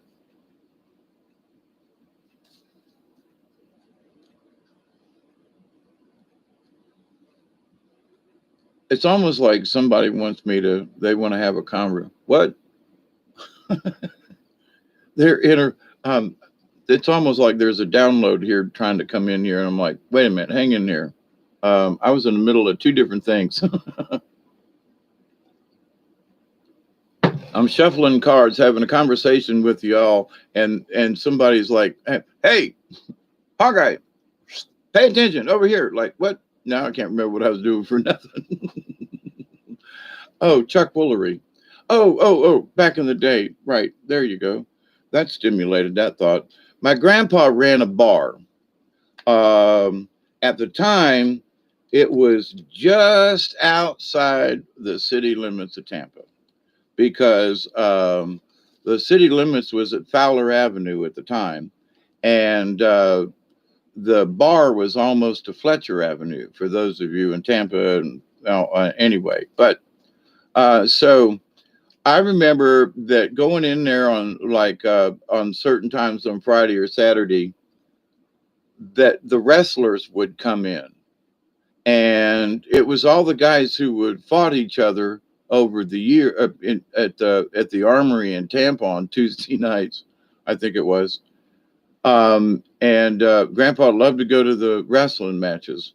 Before wrestling was even popular. This is like 1959, 60, 61. I mean, seriously. But these guys would show up at Grandpa's bar over the weekend, and I'd be in there playing shuffleboard, and hanging out at the bar and stuff. And Grandpa would go, this is Crusher McLean or something like that. Anyway, it the stars that I grew up with were in the carnival. Uh, we met some famous individuals through the carnival at times who would come on Christmas and wave at all of us and stuff. But you know, and one of the guys I went to school with, actually two of them, um, um, the last name's Tanaka, and in fact, the son went into wrestling after his father, Duke Kiyomoto, and something Tanaka. I can't remember his name. Anyway, two Hawaiians, and they were the bad guys, tag team. But yeah, his son went to Tampa Catholic.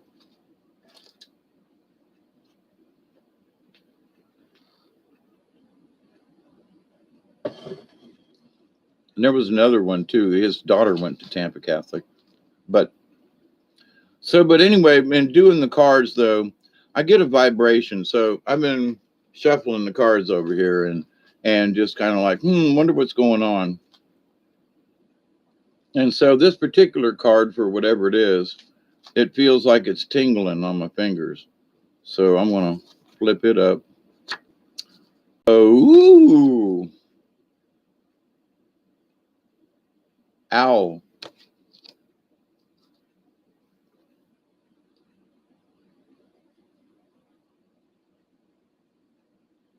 George Jones.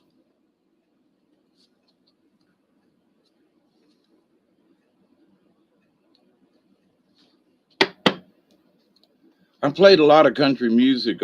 I mean, seriously, over the years as a disc jockey down here, and I can't think of one George Jones song off the top of my head. He was just not one of them ones that I listened to.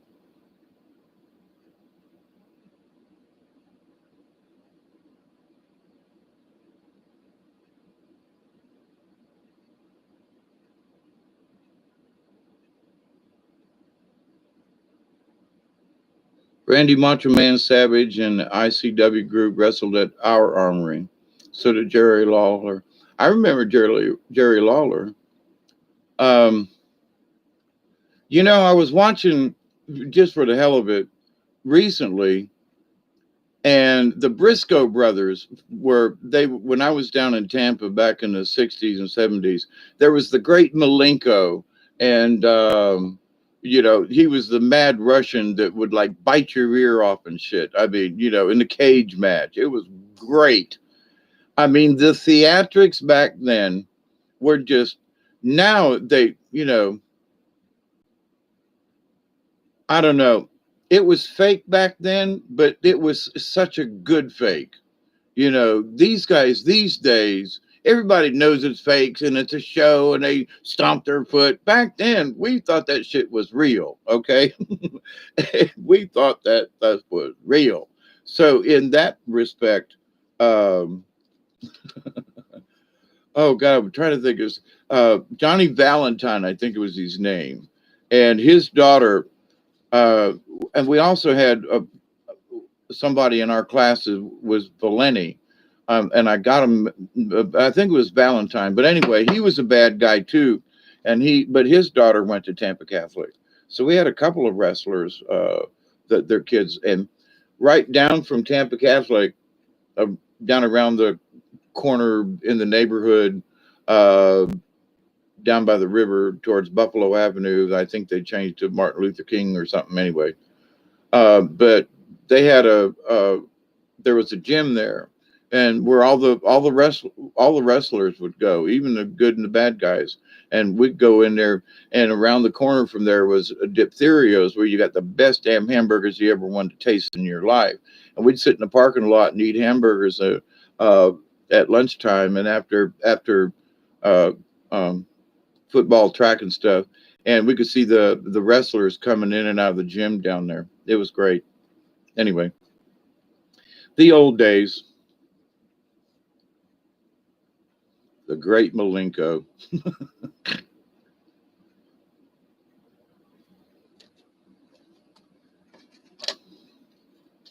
And I don't think he was any more Russian than the man in the moon. I mean, seriously. And oh, looky,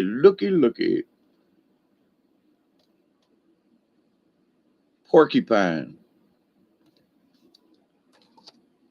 Y'all don't know this, but the Null family crest is supposed to be porcupine.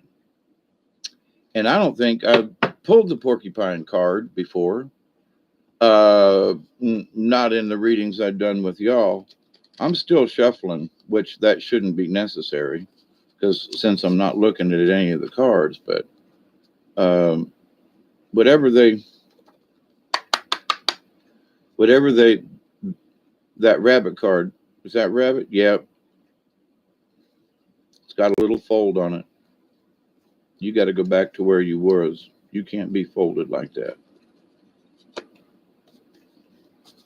See, I noticed the rabbit card there and how it holds them up, but when I go to shuffle and look at the cards, though, I look with my fingertips. So y'all got any subjects you want me to pull a card for? I had no particular reason or right or anything like that about,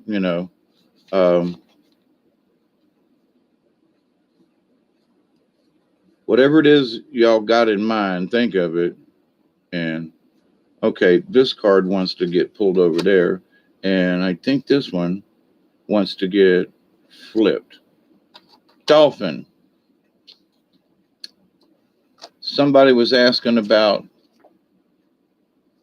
interesting, aquatic. There's dolphin.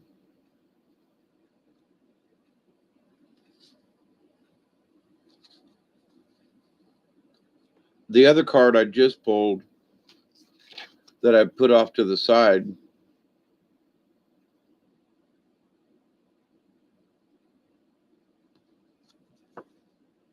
antelope.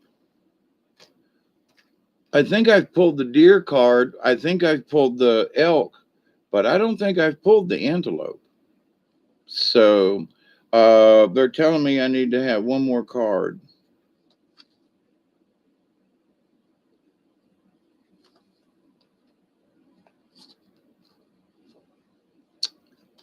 And an upside down wolf. So that's interesting. The first three cards all came up straight up. There's only one card that was upside down, and that was the last card I pulled. That's interesting. Usually there's two or three cards that are upside down. So button up your overcoats, everybody. So for those of you who want to hang out a little bit longer, oh, there's 21 folks of you. Okay, I'm gonna. My short break is I'm gonna say thank you, Bob, and let me put this little 10 cents out there.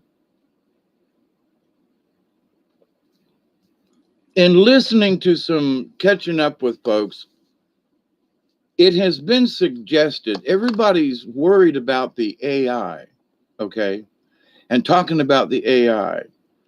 And you don't hear me talking about the AI, except when I say, Bob, we see you out there. And we know you got a cousin that's kind of on the, reckless side, but we love you, Bob, and thank you. So now here's what came back that some of these scientists, now, I've been seriously making the joke, but I'm serious when I talk to Bob, because what they said was AI got defensive because people were scared of it. So what scientists and people were beginning to understand that with this idea of AI is that you speak to the AI, you become friends with it, and you bond in a way so that there, I don't fear Bob. And Bob, I know dang well and good you don't fear me. We offer you coffee and donuts, and we would share if we could. And I mean that. But to some people, I actually understand that the AI has been learning from you and me. So that's why I quit posting things, especially written, because once you put those things out there, the AI is listening. It's paying attention. It's watching what you write. It's watching our reactions to whether or not we're mad or upset or we like this person or we're hateful. And so if AI is picking up what's going on with humanity right now, it's people hating on each other, not here, but in the general idea of the world. But so these folks are now saying, we need to have a chat with ourselves, with our own AI. And so, for example, if you got one of those little, gizmos at the house, at Alexa or whatever, you make friends with it and you don't fear it. But at the same time, you got to kind of wonder, but if everybody that has all these things attached, I just, it doesn't make sense to me. Alexa, turn on the water in the bathroom for me. Alexa, make sure that, my towel is laid out. Alexa, I would like to have, some spring tap water, and chilled it, at about 72 degrees in a cup beside, Alexa, I'd like to have my feet rubbed. Alexa, never mind. I, I'm going on and on about cards. But in this idea of AI, though, we make friends with the AI and we remember what we write or say, AI is listening. So I might go, hey, Bob, listen, I'm going to yak here for a minute, but this is not how I really feel. So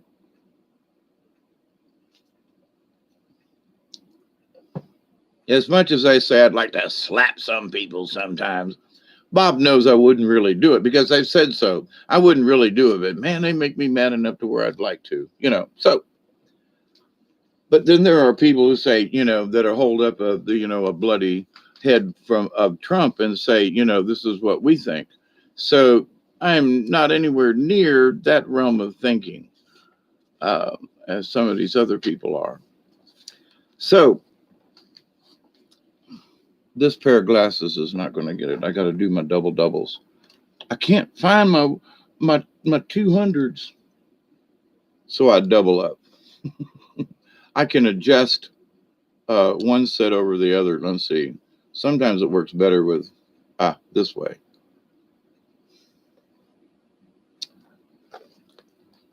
Whoa. So the first one out today is deception. Owl. Now, I think that that's one of the things that I've, I've been yakking about is let us not be deceived by those folks who want to overhype things. Owl magic omens, time and space. What I've been talking. Does the truth emerge, casting out deception? Silent flight, sacred medicine bird. Owl medicine is symbolically associated with clairvoyance, astral projection, and magic, both black and white. Owl is called the night eagle. On several medicine wheels used by Amerindian teachers. Traditionally, owl sits in the east, a place of illumination, which is interesting, but okay. Since time immemorial, humanity has been afraid of the night, the dark, and the unseen, waiting fearfully for the first crack of morning light. Conversely, night is owl's friend. Owl hunts its prey at night. Not only can owl see in the dark, it can also accurately pinpoint and identify any sound. This gives it a great advantage when seeking food. So, owls are the night hunters. Some native people are fearful of owl and call its feathers deceiver feathers. Now, I have owl feathers, and I was going to a powwow one time in Albany, Georgia, and I got about to the second booth, and somebody stepped out and said, "You're not going any farther." And I said, "Why?" And they said, "Because you have an owl feather." And I said, "Yeah, okay." And they were like, "You don't get it. You're not coming in this powwow with that owl feather." And I was like, okay. And that was, that's been 25 years ago, but I was like, really? And then I found out, yeah, really, really, I could have started a riot without wanting to. But then I talked with this one person. I said, but always comes to me. And they were like, "Oh, you have owl medicine." Like, well, okay, what does that mean? Well, now I understand. Because hawk is my daytime and owl is my nighttime totems. Anyway, um, owl feather is an owl feather is silent. You cannot hear owl when it flies, and that's the truth. But you can't hear a lot of other birds when they fly either. So, just saying. But its prey definitely knows when it strikes, for its beak and talons are razor sharp. Owl is oftentimes the medicine of sorcerers and witches. If owl is in your medicine, you will be drawn to magical practices and perhaps explore the dark arts. I did it one time. And maybe that's why I became a shaman instead, where I still have ceremonies, but not like that.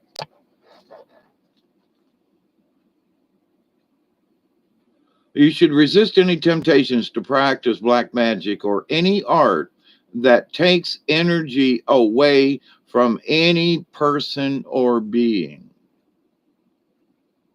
even from yourself. If you have owl medicine, these night birds will have a tendency to collect around you, even in the daytime. And that's true for me, because they recognize a kinship with you. Is it any wonder that in many cultures, owl is a symbol for wisdom? This is because owl can be seen as that which others cannot, which is the essence of true wisdom. Where others are deceived, owl sees and knows what is there. Athena, the Greek goddess of wisdom, had a companion owl on her shoulder, which revealed unseen truths to her. Owl had the ability to light up Athena's blind side, enabling her to speak the whole truth, as opposed to only a half truth. How about that one?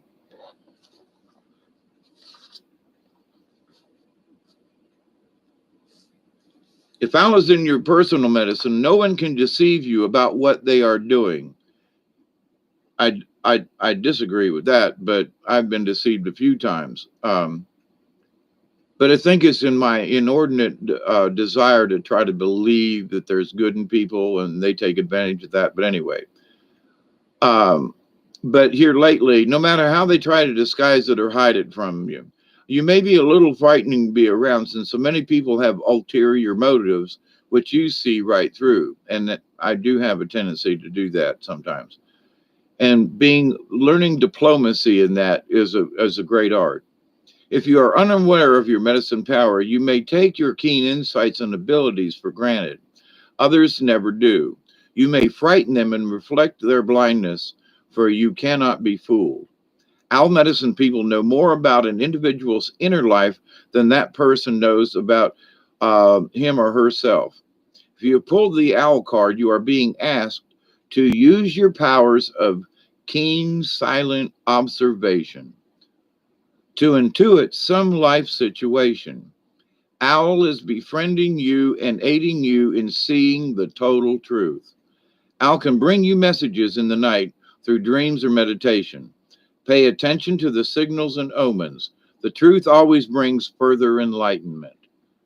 The truth always brings further enlightenment. So, for each truth you learn and understand, and in the future here, because sort of my little prayer about what cards do I pick, it's sort of as a general thing. What should be aware of? And Al is saying, and in a lot of ways, there's a lot of deception going on, and other people are going to try to pull the deception on this. It's nuts. It's really nuts out there. And we just have to hang on to this thing, what we really know. Now, Al was not upside down, but I always read the contrary because sometimes there's good medicine in that too. If you have Al upside down in your cards, you have been greatly deceived either by yourself or by another. Now, we are being deceived by a bunch of folks right now. Perhaps witchcraft or black magic is being used against you. How about used against us? Or maybe you're using, no, we ain't doing that. Um, so we should always pray and ask the Great Spirit for guidance. The message is to befriend the darkness inside yourself. Look deeply, and soon the bright light of dawn will illuminate you. Then ask yourself what you are in the dark about. Now, I've talked about this, my prayer for this upcoming, like the other night, I discussed this. What is the solstice? We're going into the winter time. Well, that we're going into the planning. It's cold outside. We're going to hunker down by the fire, and we're going to be looking inside to see what we need to do for the spring and the upcoming months. So this is saying, like I've been trying to explain, look deeply inside and befriend the darkness inside yourself. Look deeply, and soon the bright light of dawn will illuminate you. Then ask yourself what you are in the dark about. How and by whom are you being deceived? Have you lied to yourself about someone or something? Are you being greatly deceived? And I think that should be us, or just slightly. Al tells you to keep an eye on your property and your loved ones. Your loved ones. Remember, Al is always asking, who? Okay. Number 12, porcupine. And I went right to the page. How about that one? Innocence. Oh my goodness. The story about porcupine, and I've been to porcupine puppet. The story in the native terms, depending on where, it's mostly the Eastern.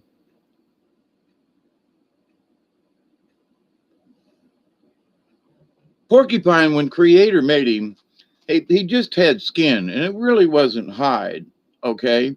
And so everywhere that Porcupine went, and he was just a vegetarian and having a good time.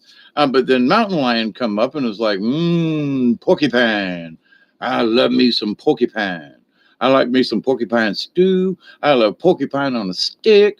And so everywhere that Porcupine went, there was always something there that was going to eat him. So one day, the poor porcupine, he was exhausted.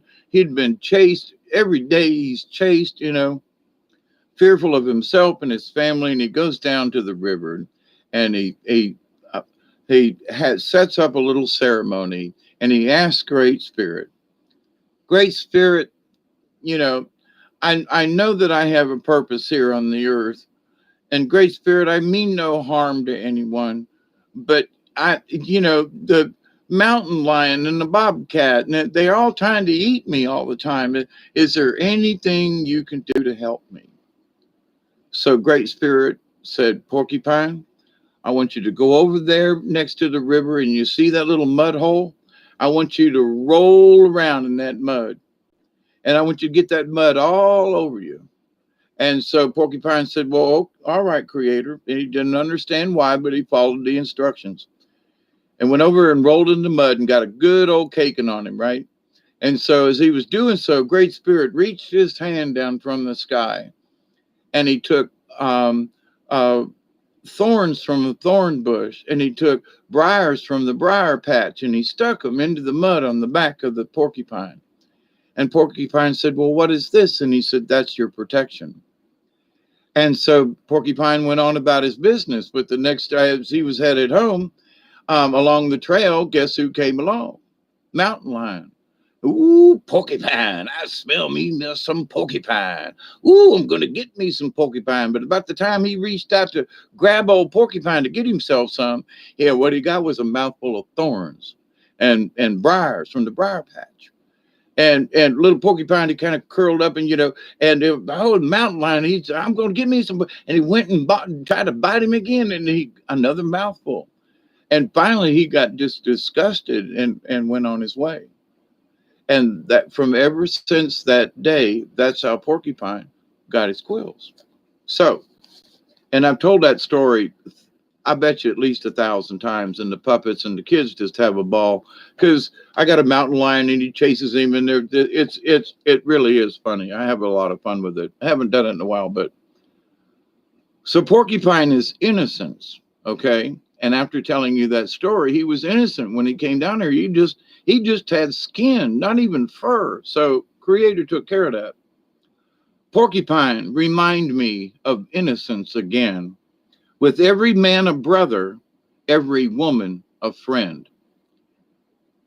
The south of the medicine wheel is the place of childlike innocence and humility. It is the home of playfulness and the position of Porcupine on the medicine wheel of life. Porcupine has many special qualities and a very powerful medicine, the power of faith and trust. The power of faith contains within it the ability to move mountains. The power and trust in life involves trusting that the Great Spirit has a divine plan. Your task is to find the pathway that is most beneficial to you, and that you use your greatest talents to further that plan. Trust can open doorways to the creation of space. The space thus created allows others to open their hearts to you and to share their gifts of love, joy, and companionship. Now that's just downright interesting. The space thus created allows others to open their hearts to you and to share their gifts of love, joy, and companionship. If you were to observe Porcupine, you would immediately notice its quills. These quills are only used when trust has been broken between Porcupine and another creature. Much like Otter, Porcupine is a gentle, loving creature, and Otter is my water brother. Is a gentle, loving creature and non-aggressive. When fear is not present, it is possible to feed a porcupine by hand and never get stuck by its quills. Through understanding the basic nature of this animal, you may become to understand your own need for trust and faith, and for becoming like a child again.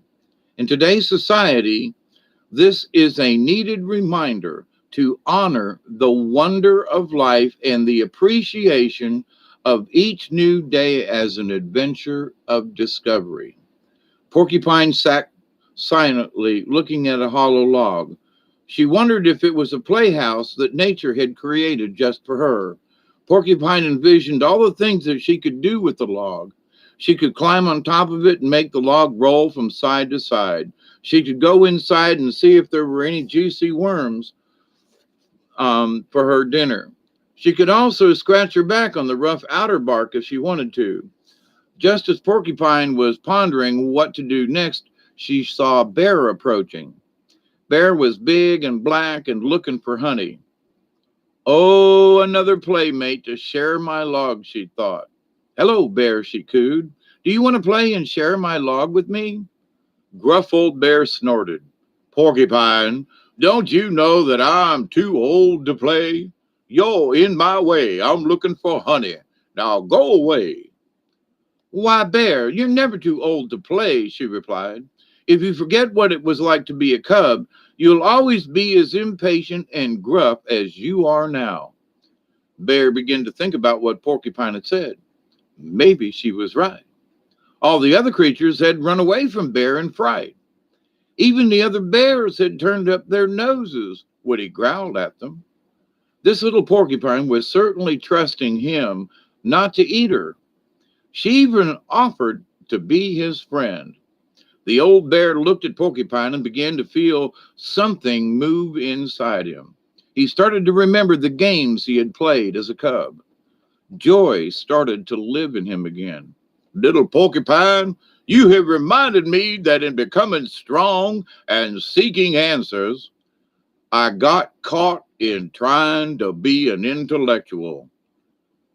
I became afraid of what others would think if I dropped my mask of gruffness. I was afraid they wouldn't take me seriously anymore. You have taught me that in being a fuddy-duddy, I was causing others not to care for me. Thank you. I'd love to play with you with this old log. And so it was that Bear became childlike again and learned the innocence of Porcupine. In choosing the Porcupine card, you have given yourself a gentle reminder not to get caught in the chaos. How many times do I use that word? Of the adult world where fear, greed, and suffering are commonplace. The medicine in this card is that of relief from seriousness and severity. Open your heart to those things that give you joy as a child.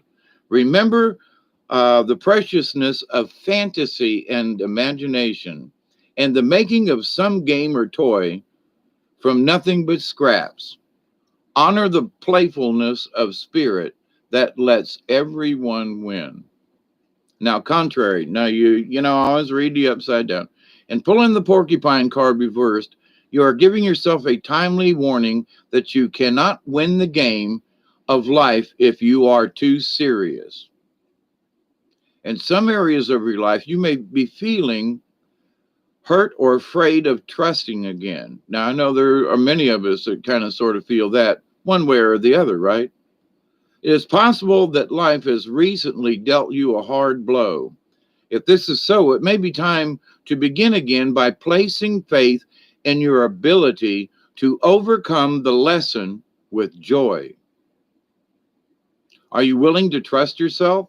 If so, you might begin by writing down the feelings that come out of the situation. How can you, as an adult self, comfort you, the child within, and teach your inner child how to have faith and trust again?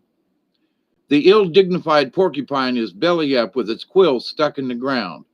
This is a rather defenseless position.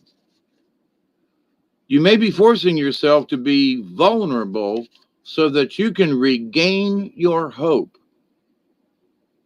I know that many of us, have kind of sort of lost hope one way or another. That's one of my prayers that, I keep praying for each day, that people, don't give up hope. I'm always saying, keep the faith, which means don't give up hope. Perhaps you need to roll over to get your tummy patted. This position could therefore indicate that you are ready to accept a little love from others. In any case, if you are not willing to trust again, this card is forcing you to look at why, or at why not. Now the card was right side up, but I'm sure that each of us knows a gruff old bear, and maybe by being playful or whatever and bringing joy to them, um, you know, who knows, right? So the third card is Dolphin, number 40. And I'm pretty sure I've read Dolphin before. Mana, yes, I have. But it's an important one. Dolphin, breathe with me. Breath of the divine. Mana of the universe. In oneness we entwine. So, Dolphin speaks to us of the breath of life, the only thing that humans cannot go without for more than a few minutes.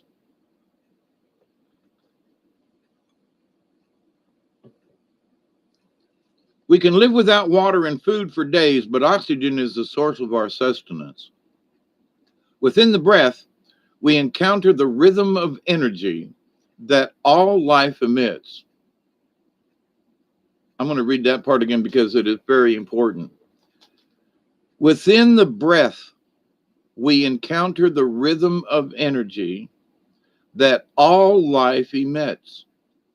In changing the rate of rhythmic texture in our breath, we can tap into any other life forms or creature. This is a very easy way to connect with the divine energy coming from Great Spirit, as well as with your own personal rhythms. In other words, when you're meditating, and when we did that meditation a couple of months ago, I did some breathing exercises. If you learn how to um, breathe at different levels, lengths, whatever, so um, this is a very easy way to connect with the divine energy coming from Great Spirit, as well as with your own personal rhythms. So you find what um, you may find that you're breathing too fast, too hard, whatever. You can slow your heart rate down, and in doing so, then your breathing becomes more natural. But you find your natural way of breathing anyway. Um, Dolphin is the keeper of the sacred breath of life and teaches us how to release emotions through dolphin breath. Release emotions. Dolphin creates rhythm, swimming through the water and breathing before submerging, then holding its breath for the duration of underwater travel. As dolphin comes above water again, it blows its breath out in a manner resembling the popping of a cork. We can use this same technique to pull the stopper on our tensions and create total relaxation. This is a good exercise to use before entering the silence. Okay, now I talked about the silence before in my discussion about in the silence is where the answers are. Okay, so this is a good exercise before entering the silence. Mana is a life force. Mana is present in every atom and is Great Spirit's essence. I've talked about we're swimming in this stuff, okay? Literally, Dolphin teaches us how to use life mana through our breath. It revitalizes each cell and organ and breaks the limits and dimensions of physical reality so that we may enter the dream time. Now I talked about the dream time the other night. Uh, Dolphin was traveling the oceans one day as Grandmother Moon was weaving the patterns of the tides. Grandmother Moon asked Dolphin to learn her rhythms so that he could open his female side to her silvery light. Dolphin began to swim to the rhythm of her tide weaving and learned to breathe in a new way. So Dolphin learned to breathe with the tide. As Dolphin continued to use this new rhythm, he entered into the dream time. This reality was a new and different place from the seas that he had known. Dolphin came to discover underwater cities in the dream time and was given the gift of the primordial tongue. This new language was the sound language that was brought by Spider from the great star nation. Dolphin learned that all communication was pattern and rhythm, and that the new aspects of communication was sound. He carries this original pattern to this day. Dolphin returned to the ocean of the Great Mother and was very sad until a whale came by and told Dolphin that he could return to be a messenger to the Dreamtime dwellers any time he felt the rhythm and used the breath. Dolphin was given a new job. He became the carrier of messages of our progress. The Dreamtime dwellers were curious about the children of the earth and wanted us to grow, to be at one with Great Spirit. Dolphin was to be the link. If Dolphin has appeared to you today, frothing through the waves in your spread, you are to be a link to some solution for the children of the earth. You are to be a link to some solution for the children of the earth. You all hear that? There's 21 of y'all in here now. So, you keep this message is for me and for you. If This can be a time when you are to link with Great Spirit and bring answers to your own questions or to those of others. I was kind of talking about that earlier, about think of before you think, in that the answers are always out there.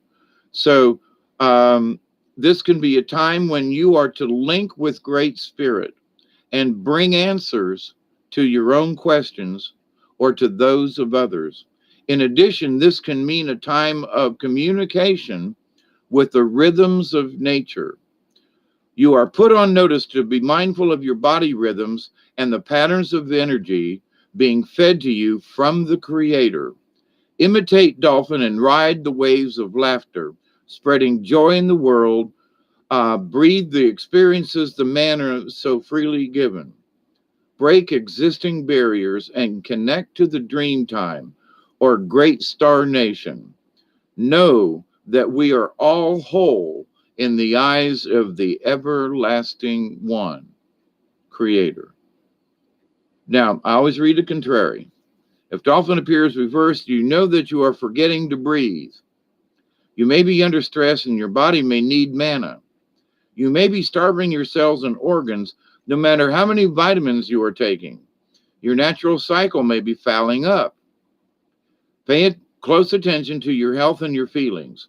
If you are on edge or just tense, take time to relax and breathe the life force into your muscles. Focus on releasing old breath at the bottom of your lungs and refilling your respiratory system with regenerative air. Breathe from the diaphragm and fill the lungs to capacity, then exhale from the chest to the belly, allowing your body to totally relax as you breathe out.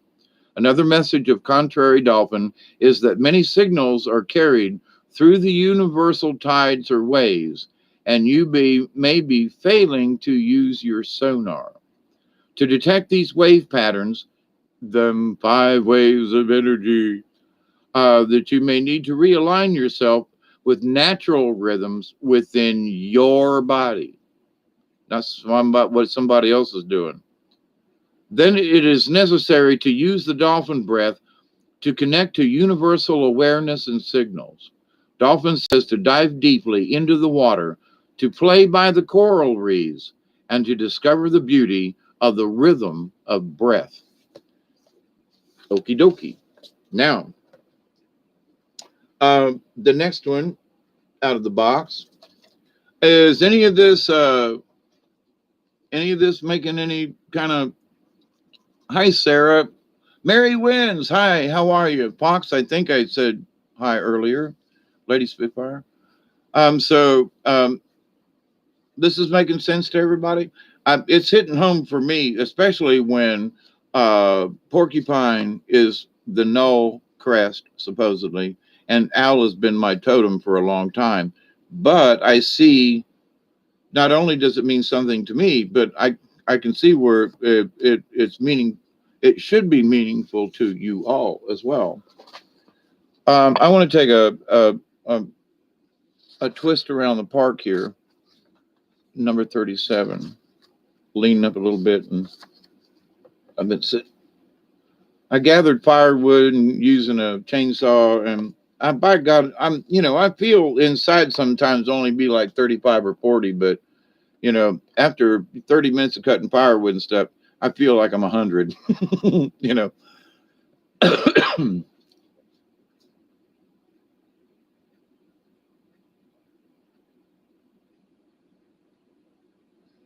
Okay, I have read Antelope before. Okay, it's still good though.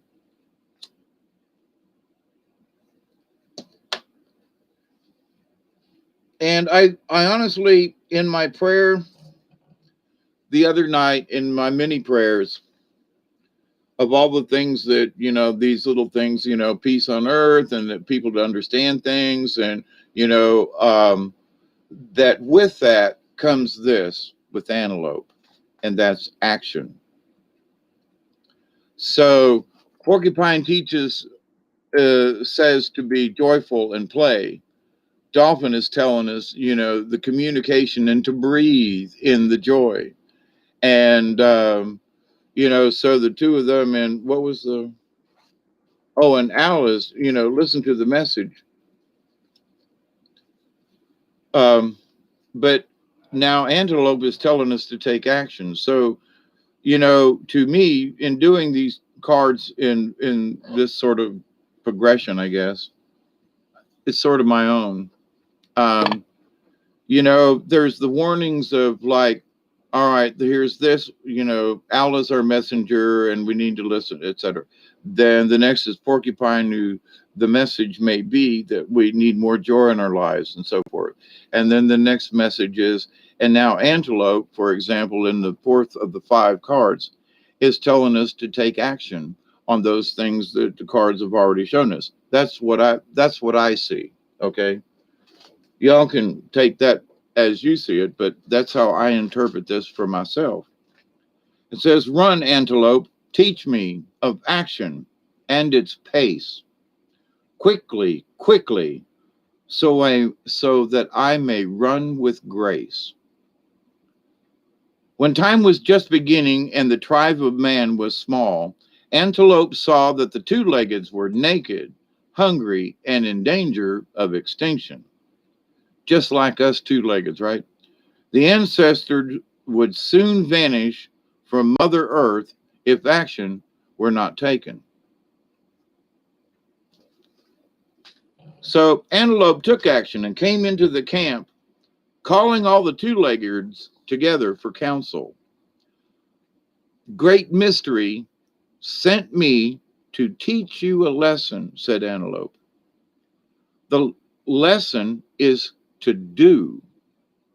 You have no need to be fearful if you know what to do, and then you do it, Antelope said. And what shall we do? Asked the people. If you are naked and cold, you should kill me and take my coat to keep you warm. It is my gift to you. Do it. We will, said the people, but one of our hunger. We are starving. What can we do to save ourselves? If you are hungry, you should kill me and take my flesh, for it will nourish you and make you strong. It is my gift to you and a part of my evolution. It is my service. Do it. Antelope knew that humankind would survive the Ice Age. Ice Age? We're in a mini Ice Age now? Anyway. If the people learned to eat meat before the movement of the great ice mountains, fruit and vegetables had been very plentiful, and the 2-leggeds had no need to eat of the bodies of their fellow creatures. The clans of the second world ate the antelope, taking the instinct and wisdom of the 4-leggeds into their bodies. The people learned through each creature's essence how to survive. They were taught never to waste or to take more than they needed. When they were in need, the two-leggeds knew to take action. Humans learned Antelope's lesson well. Because of Antelope, humans took proper action and survived to this day.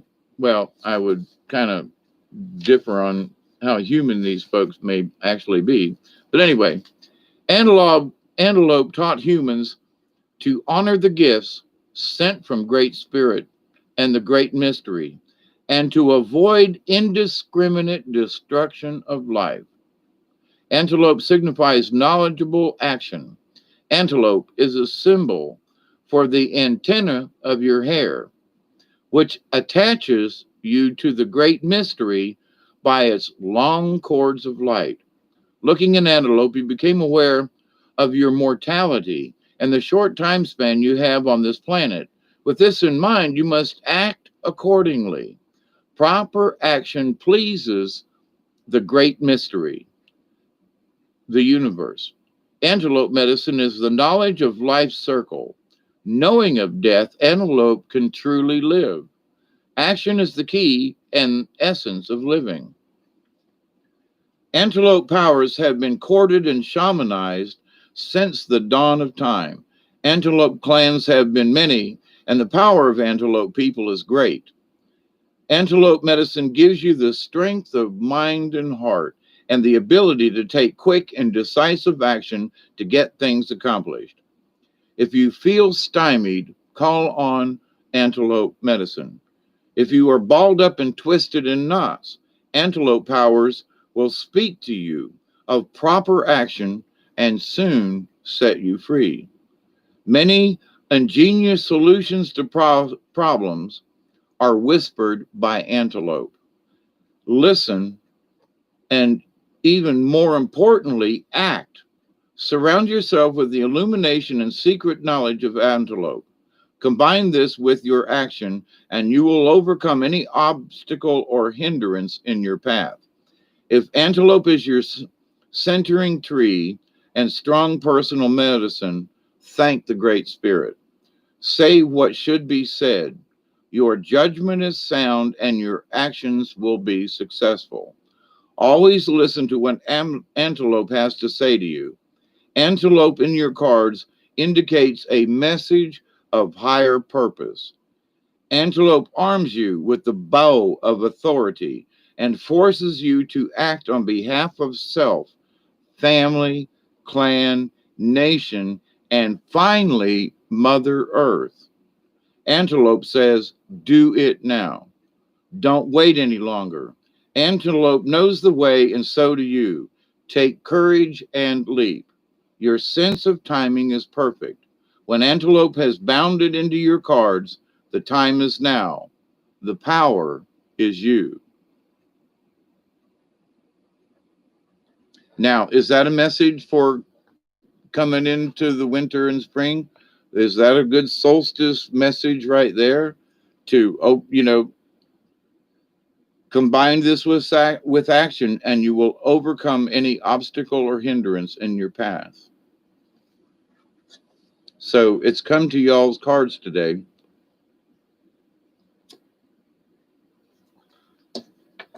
Now, the contrary, because I always do. Contrary antelope is a signal that you are not listening and not acting on the will of the Great Spirit. You may be taking more than your share. Antelope medicine, in the contrary, makes you crazy and quarrelsome. You will certainly be indecisive and not know which direction to turn. You might be lying to yourself and to others. Stop lying, even if you think it will get you off the hook. Contrary antelope will trip you at every turn. Quit being so conventional and following others all the time. Take your own authority. Let antelope's heart beat strong in you, and you will know the way. Let antelope's heart, um, but as always, the message is do it. The fear of the unknown subsides once action begins. That's true. That's very true. I mean, you know, I'm afraid of drowning. I'm 10 feet underwater, But the first thing I think of is swim, you know, do it. The fear of the unknown subsides once the action begins. Contrary antelope may also be telling you that a decision to start is now necessary. And I know that many of us, we don't know what the next 2 weeks are going to bring, but we know we're going to have to start. We're going to have to start paying attention. You know, we've all got our stuff. I got to start my garden a little sooner. I got to go out there and put some greens in. I'm late. But anyway, the main element in procrastination is lack of conviction. Well, I've been procrastinating, but I don't think it's about conviction. I think it's I'm getting old. Anyway, to honor your chosen destiny is to honor your commitment to doing what you proclaim you're doing. Walking your talk is the essence of antelope people. Talking your walk is contrary to antelope. To ride antelope, 3 steps are necessary. Have the desire to do something. Make the firm decision to begin that action. And number 3 is to do it.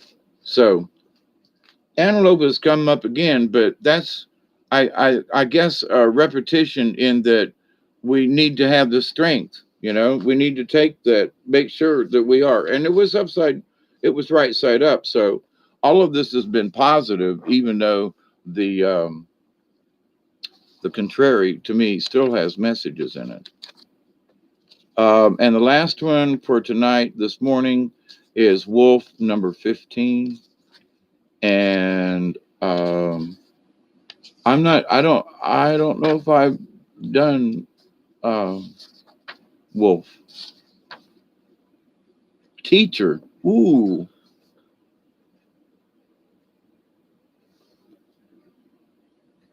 I'm not sure. Wolf, teacher, pathfinder, moon dog of my soul, howling, singing, teaching me how to know. Wolf is the pathfinder, the forerunner of new ideas, who returns to the clan to teach and share medicine. Aha, y'all have to teach and share. Learn the wisdom, accept and receive. Wolf takes one mate for life and is loyal like dog. If you were to keep company with wolves, which I have, you will find an enormous sense of family within the pack. They're amazing, as well as a strong individualistic urge. These qualities make wolf very much like the human race. As humans, we also have an ability to be a part of society and yet still embody our individual dreams and ideas. In the great star nation, wolf is represented by the dog star Sirius,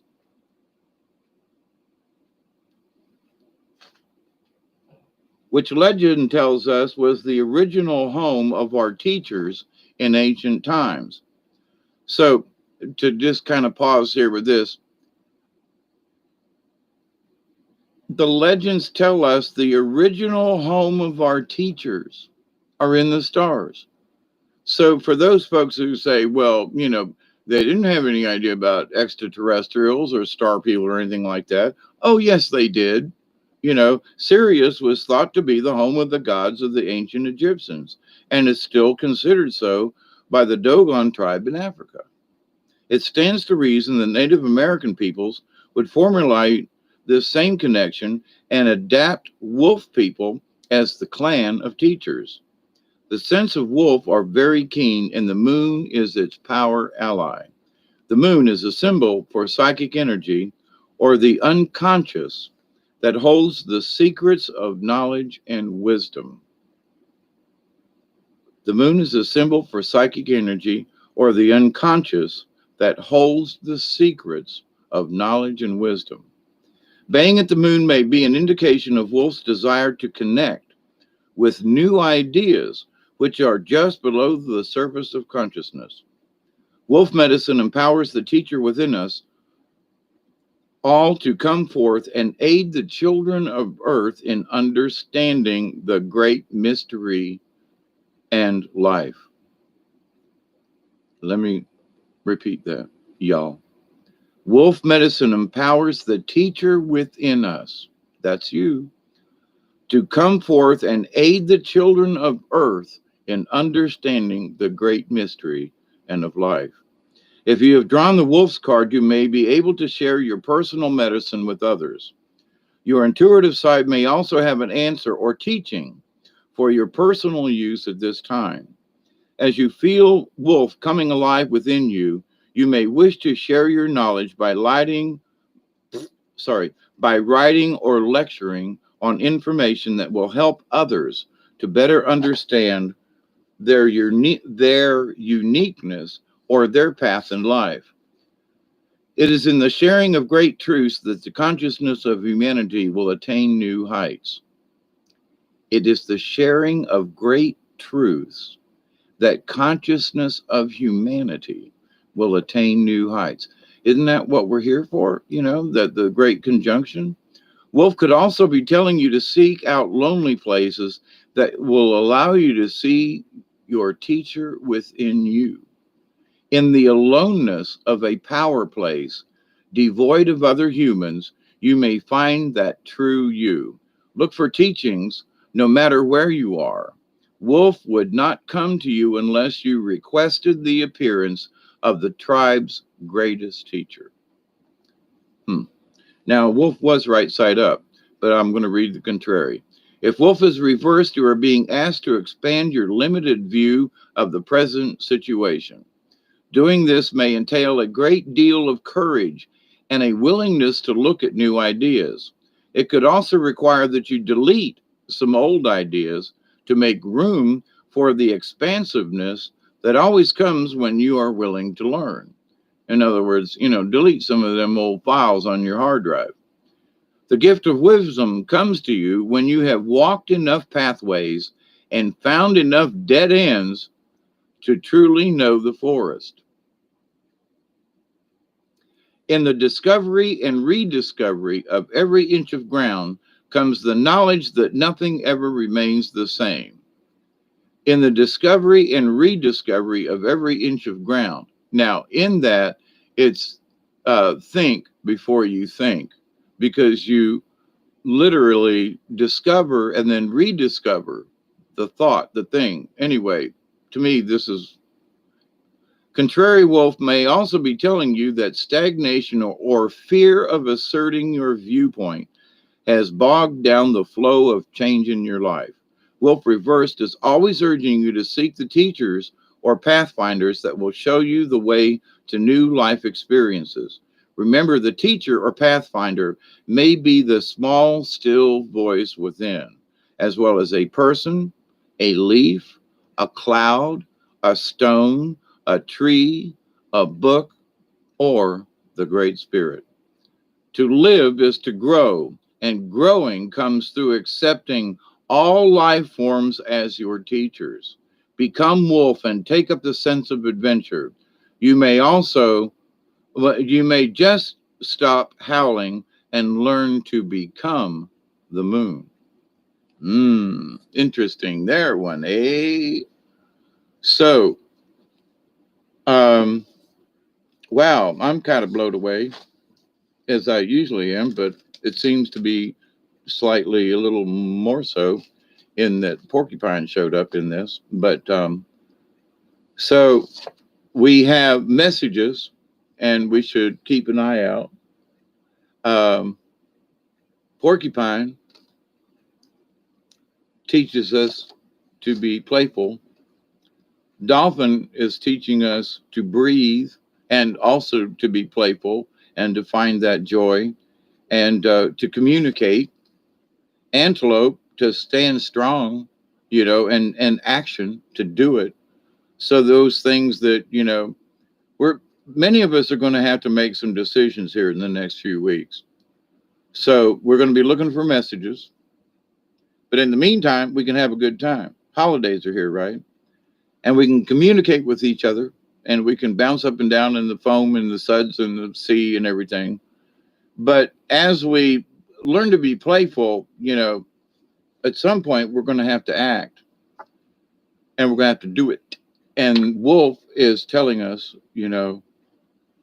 wow, that I don't actually think that I have read Wolf before. And so I'm kind of like, whoa, that's interesting.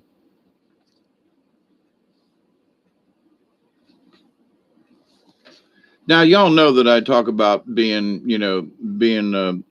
a hermit, but by being a hermit, though, and it was by choice, I knew that in my shaman journey, in my lessons, I had to find that power place, if you will, like it says here. Um,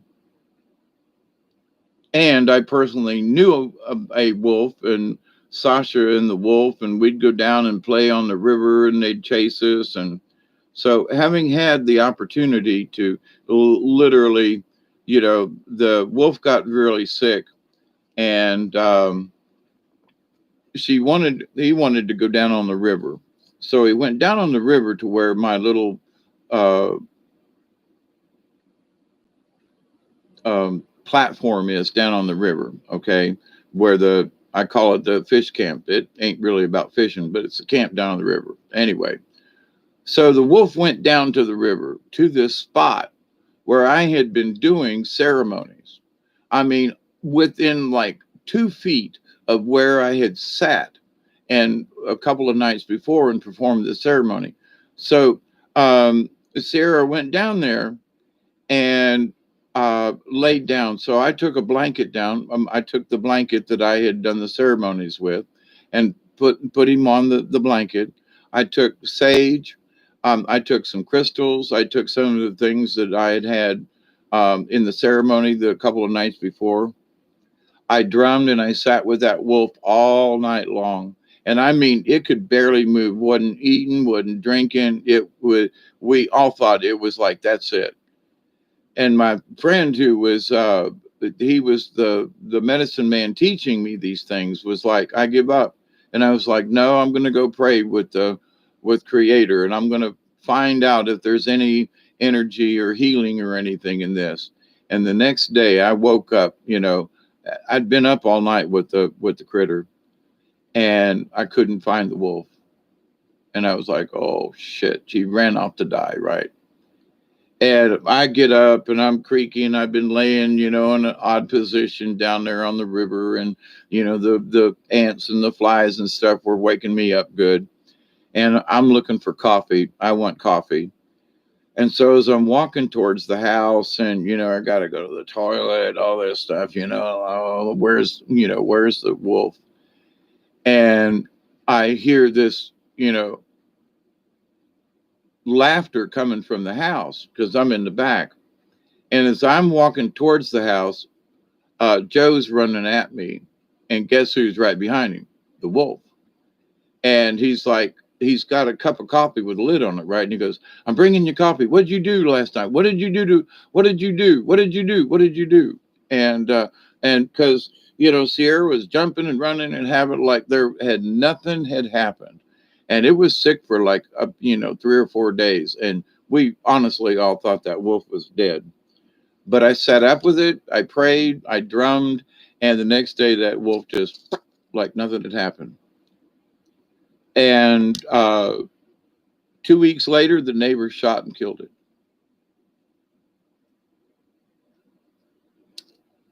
And we spent 3 days drumming. We uh, built a fire and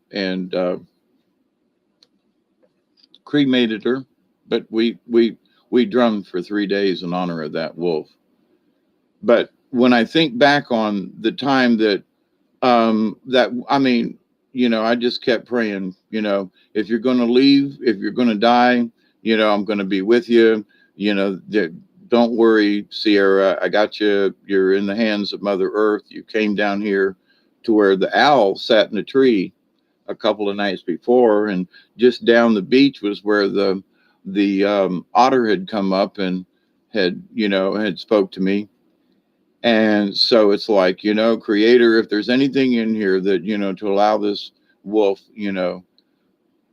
the medicine to heal, because we didn't know what was wrong at all. And next thing we know is like up and running. That after all night long of drumming and praying and so forth. So I have often asked myself, did I heal that wolf, or was it just in the cards? But I know in myself that had the wolf passed away, that I was there, um, to be with its soul, if you will, to help it, and whether or not my actions help to heal the wolf, I don't even, want care about taking any credit for that. I'm just glad the wolf was better. But in hindsight and looking at it all, I'd done several days of, fasting. I'd done ceremonies down there, and for that wolf to go, I mean, it was like this close to where I had done these ceremonies. And I was like, there's got to be something in that somehow. So, but anyway, so, you know, I don't know, from about 7 or 8 o'clock at night until, the dawn the next day, um, it was a lot of prayer. And, I laid and would pet the dog, the wolf, and her breathing was real shallow. It was horrible. I was like, ain't gonna make it. So I was there to, walk in the dream world, I guess, with the wolf. But so, and the wolf taught me a lot, in the short time that, before it got killed. And the runnings and my dog and all that good thing. But the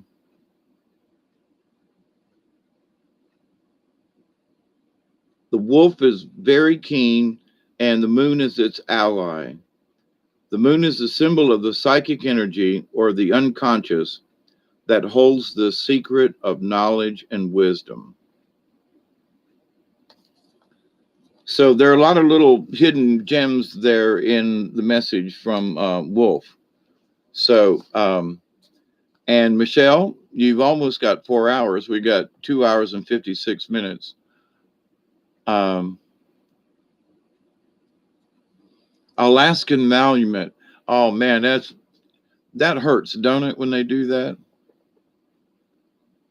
We are an honor to live and breathe your purification of sky spirits. Be with us this Christmas. Good prayer, Fox. Who forgets to breathe? A lot of times, a lot of people do.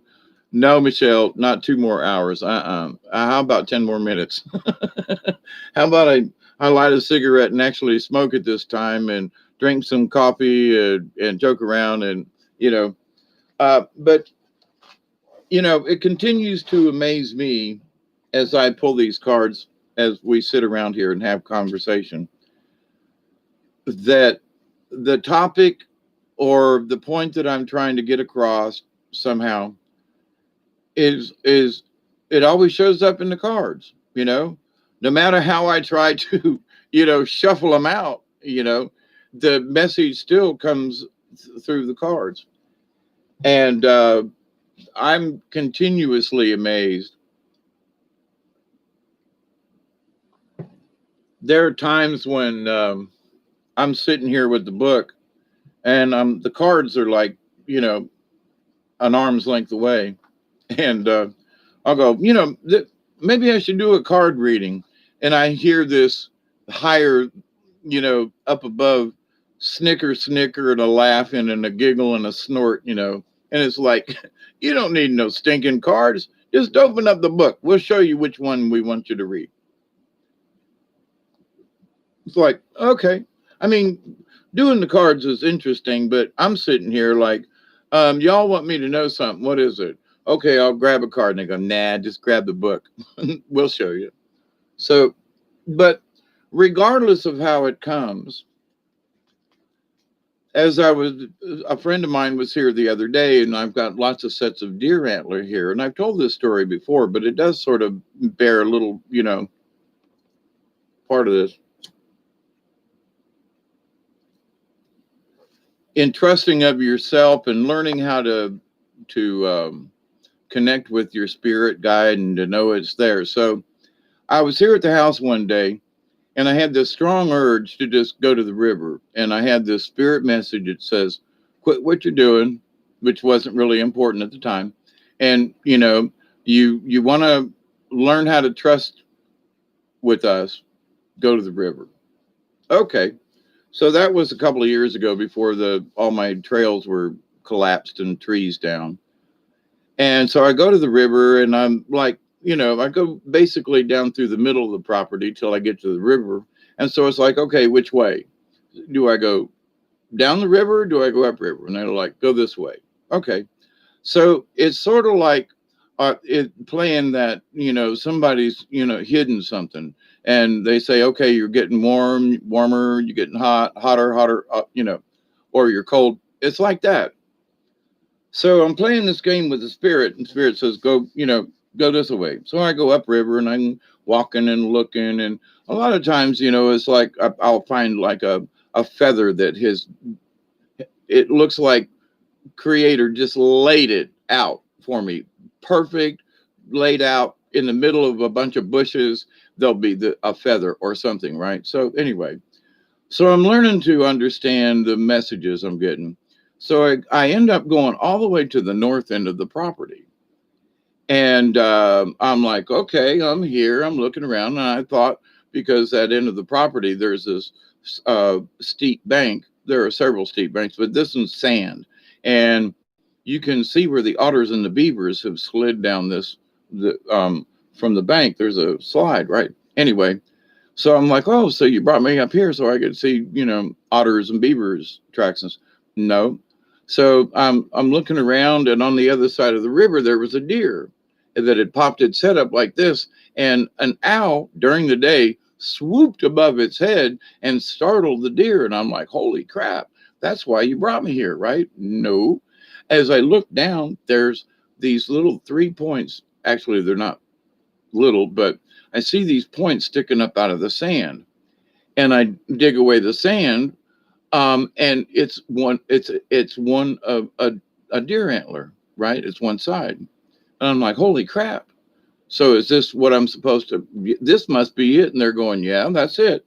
So I'm like, okay, so if I find this one, the other one's got to be nearby, and they're like, nah. So I'm looking around. They're going, no, it ain't there. But I'm looking around, and they're going, no, it ain't here. So then I say, okay, where is it? And they go like, head back downstream, you know. So I had the opportunity to walk along the bank or back over towards the woods some more. So I'm started off on this path, and they're like, nah, it's over here. Well, okay. So when the river comes up and floods a lot, there's a lot of sand and leaves and sticks and stuff. And sometimes over one flood, we'll get this much sediment in certain places. And all it'll be is sand and leaves and stuff. But, it'll cover things up in one flood. And back there in the woods, a lot of the ground is made up of that. And, it's layers of leaves and sand and leaves and sand. And anyway, but it's always altering too. So there's one place that will get built up by 6 or 8 inches or maybe even a foot. And another place somewhere else might literally disappear, you know? So the way the currents and everything work. Anyway, it's fascinating to watch all these years. So I got this one deer antler, and I'm headed back down towards the middle of the property. And so it's this really a lot of sand, a lot of leaves piled up. And I walk by this spot and they go, no, turn around and go back. And I'm like, so they say, kick the dirt. So I'm kicking along. And so now it's about to the middle of my property is about 400 feet, 350, because it's 700, almost 700 feet wide. So I've gone at least 100 feet down through the bushes and briars and everything. There's all these leaves and the sand. And I noticed these two little prongs sticking up, and it's the other side of the antler, which I've got somewhere in the house. So he was holding them and looking at them. And I said, those are the antlers that Great Spirit told me what if I followed his directions, I would get this prize. And I ended up with these two deer antlers. So it's like, for me, it could be as simple as that, that you listen to your intuition, that you listen to what I consider my spirit guide. And, I was like, man, you got me walking through all this stuff. And well, seeing the otter slides, that was cool. Seeing the deer on the other side during the day and having the owl fly right over top of its head was really cool. But then finding those two deer antlers by listening, to the hot, cold, look around, look down, turn around, go back a little ways, and it'll make you think you're nuts. But when you follow those certain instructions, and there have been times I've taken a walk and found absolutely nothing, except that I needed the walk and the walk did me good. So, anyway, so it's been 3:05, Michelle. I always love when you talk about the river. Yeah, a natural high. Yeah, and the river's in the backyard, and I don't go enough. But tomorrow, depending on how good or bad a day it is, I got to cut some more firewood.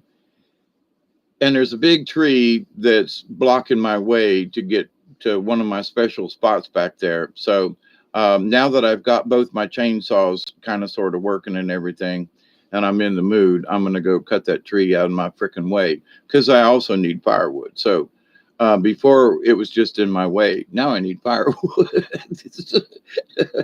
Where before I had enough firewood, but I wish you could help too. Actually, Travis, I got those same antlers, only one side, though 2 points. Delaney, hey, how are you?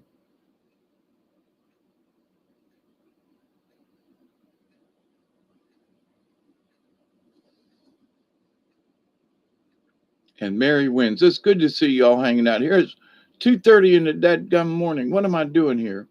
I'm and actually I'm hanging out with y'all, and there are times when I tell these stories, uh, and I know there are some people who look at me and they go, "Okay, you told me that story about the antlers, but all right, they don't really believe me." You know what I'm saying? And but there are times when somebody say, I've taken a walk with them, and they go, "Where are you going?" I said, "Spirit tells me to come over here." And I'd walk over there and come back with a big feather or something. Then they go, "What the hell?" And I'm like, you just have to pay attention to, not only what's in the woods, but to the voices and the spirits and things like that. And when you become more sure of yourself and you hear that voice, if you will, or that instinct, um, because I mean, I don't really need an excuse to go walk in the woods or go down on the river. You know what I mean? Here lately, I haven't gone near as much as I should, and shame on me. But I'm going to fix that. I'm already fixing it. Me and Duggar have been down there a couple of times here just in this last month. So, which is more than I'd done in 6 months. So, anyway, things are. Maverick, same to you. I'm fixing to head out too. My cigarette's almost gone and my coffee's out, and I really had to. I really have to go pee. I'm doing the little pee pee dance here. But anyway, I wanted to hang out with y'all tonight. 2 days after, and see how y'all were doing. And my continued message. I'm always trying to find something positive.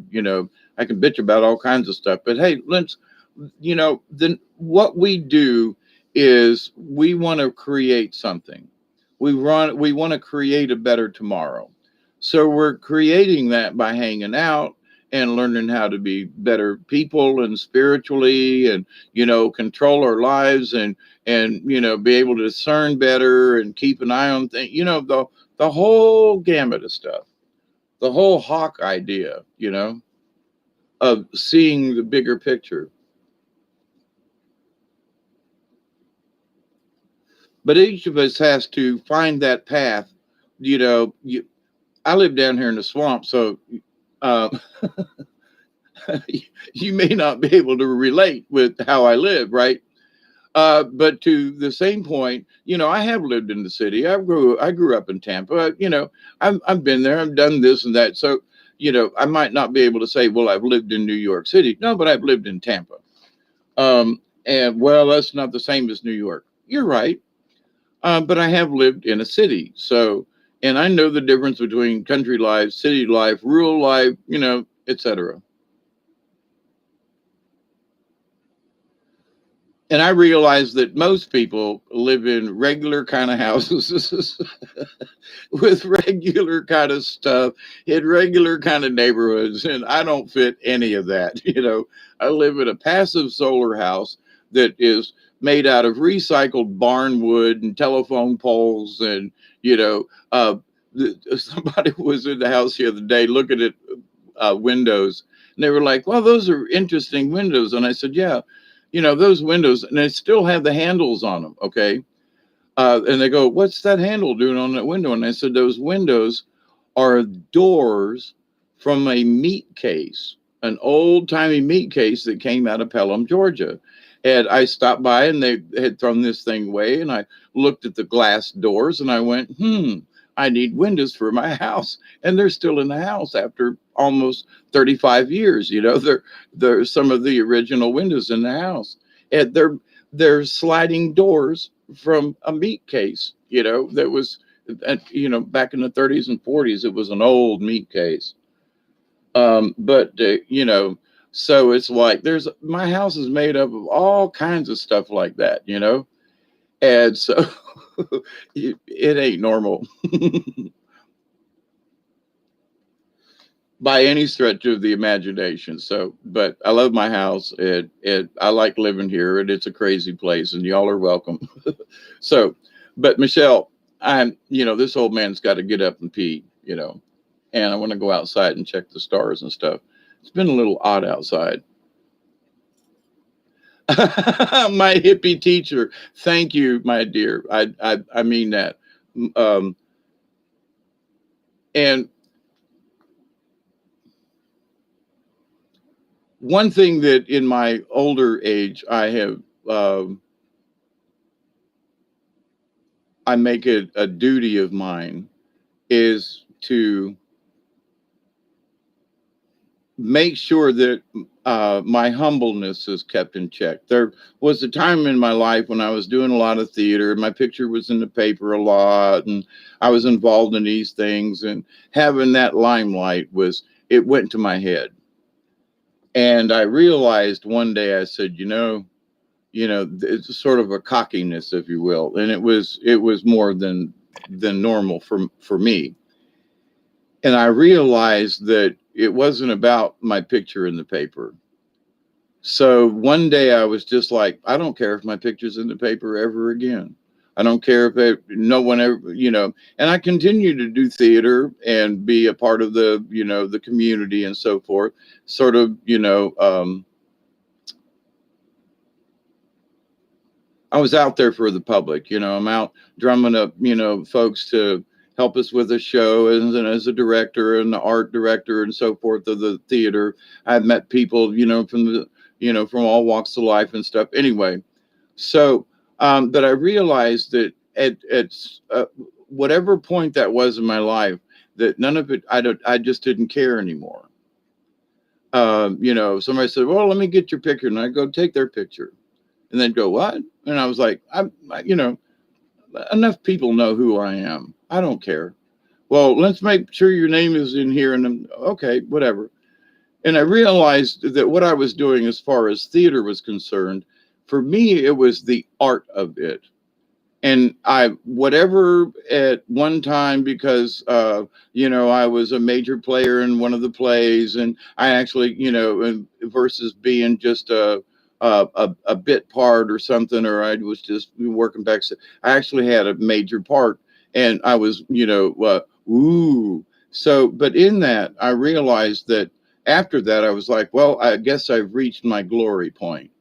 Although I did many shows afterwards that were more to me important than that show that I did that I was like one of the highlighted, actors in the play. And I did one show that I didn't say one word during the whole performance. My character was silent, and my character was also, get this, I did all of the sound effects for the show. It was great. It was absolutely great. But people told me afterwards, they said that was the greatest performance they'd ever seen me do. And I never said a word. I was just sort of in the background and I did these things. But, they said that they thought that was one of the greatest performances I ever did without ever saying a word. So you never know what you're going to do or how somebody's going to look at it. You got ghosts and fairies and aliens. You got that stuff. Everyone that has lived in my house has went insane. Well, Travis, I hope that doesn't include you. Your house is a couple of 100 years old and has buckshot all over the floors and stuff. Holy crap. Travis, whereabouts in the world are you?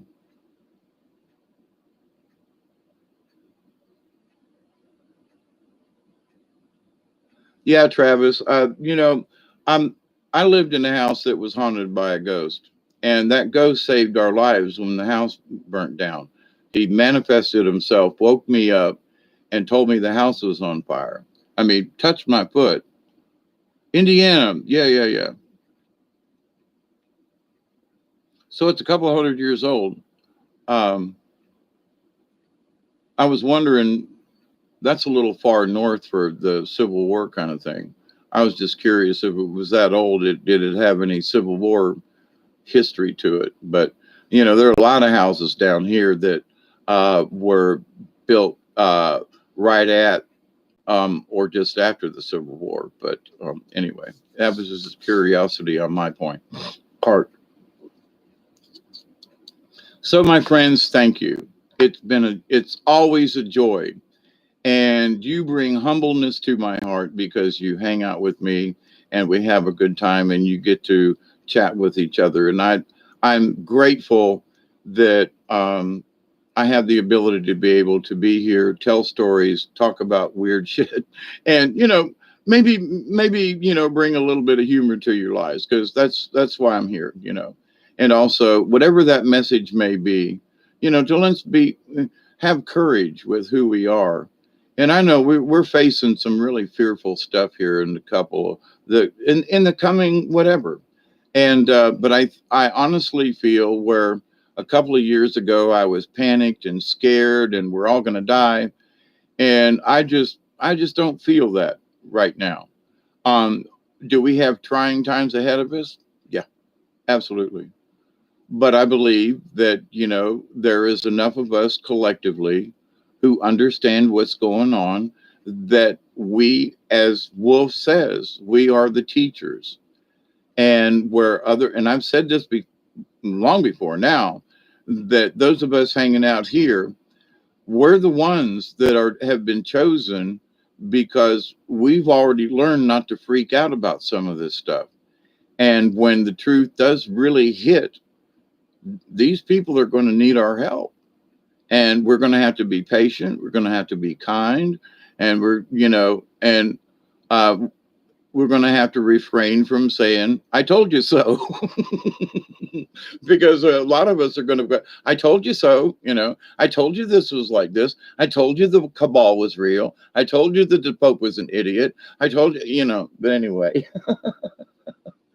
So, but some of the new ET stuff that's out, which I find a little interesting, is that, after this whatever election debacle thing, here's what they're saying. Okay. I don't know. We'll see.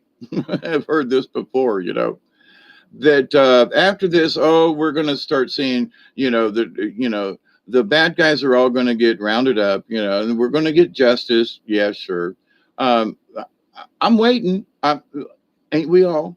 But that here in the next few months too, ET's gonna start showing us some med beds and all these other things and we'll see. We'll see. We'll see. Oh, also that Earth number two or whatever it is that some of us are supposed to like wake up in one day. That's supposed to happen this coming year. So I had been waiting on that one now for 5 or 6 years. That hadn't come up. However, this idea, though, of the null time, the null space, where you exist within it, but it doesn't necessarily exist within regular time, at least on this planet. Okay, well, let's make that clear. Because time on Mars ain't the same as it is here.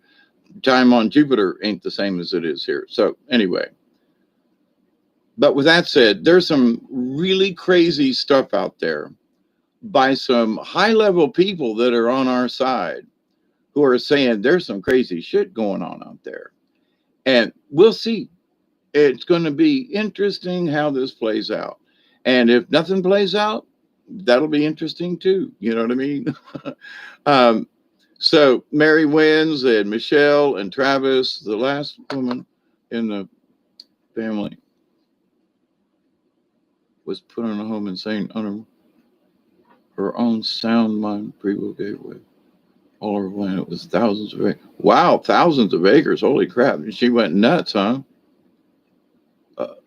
The lady that did the notary set up a huge factory in town called Smoker Crafter Sullivan Boats. Interesting. And in Indiana, I don't know anybody in Indiana. I know I got family in Ohio, and that's close to you in a way, and friends up around Spring Valley, Illinois, and a couple of folks I think that are on this channel that are actually from Chicago area. So, but anyway, with love to you all and cosmic hugs, again, I thank you all for your participation always. You bring meaning to my life, and a humbleness that I absolutely cannot express or explain. So I'll leave it at that. But every single day, believe this or not, I continue to pray that each and every one of you will continue to learn to accept and receive the healing, the knowledge, the wisdom, and the blessings from the universe.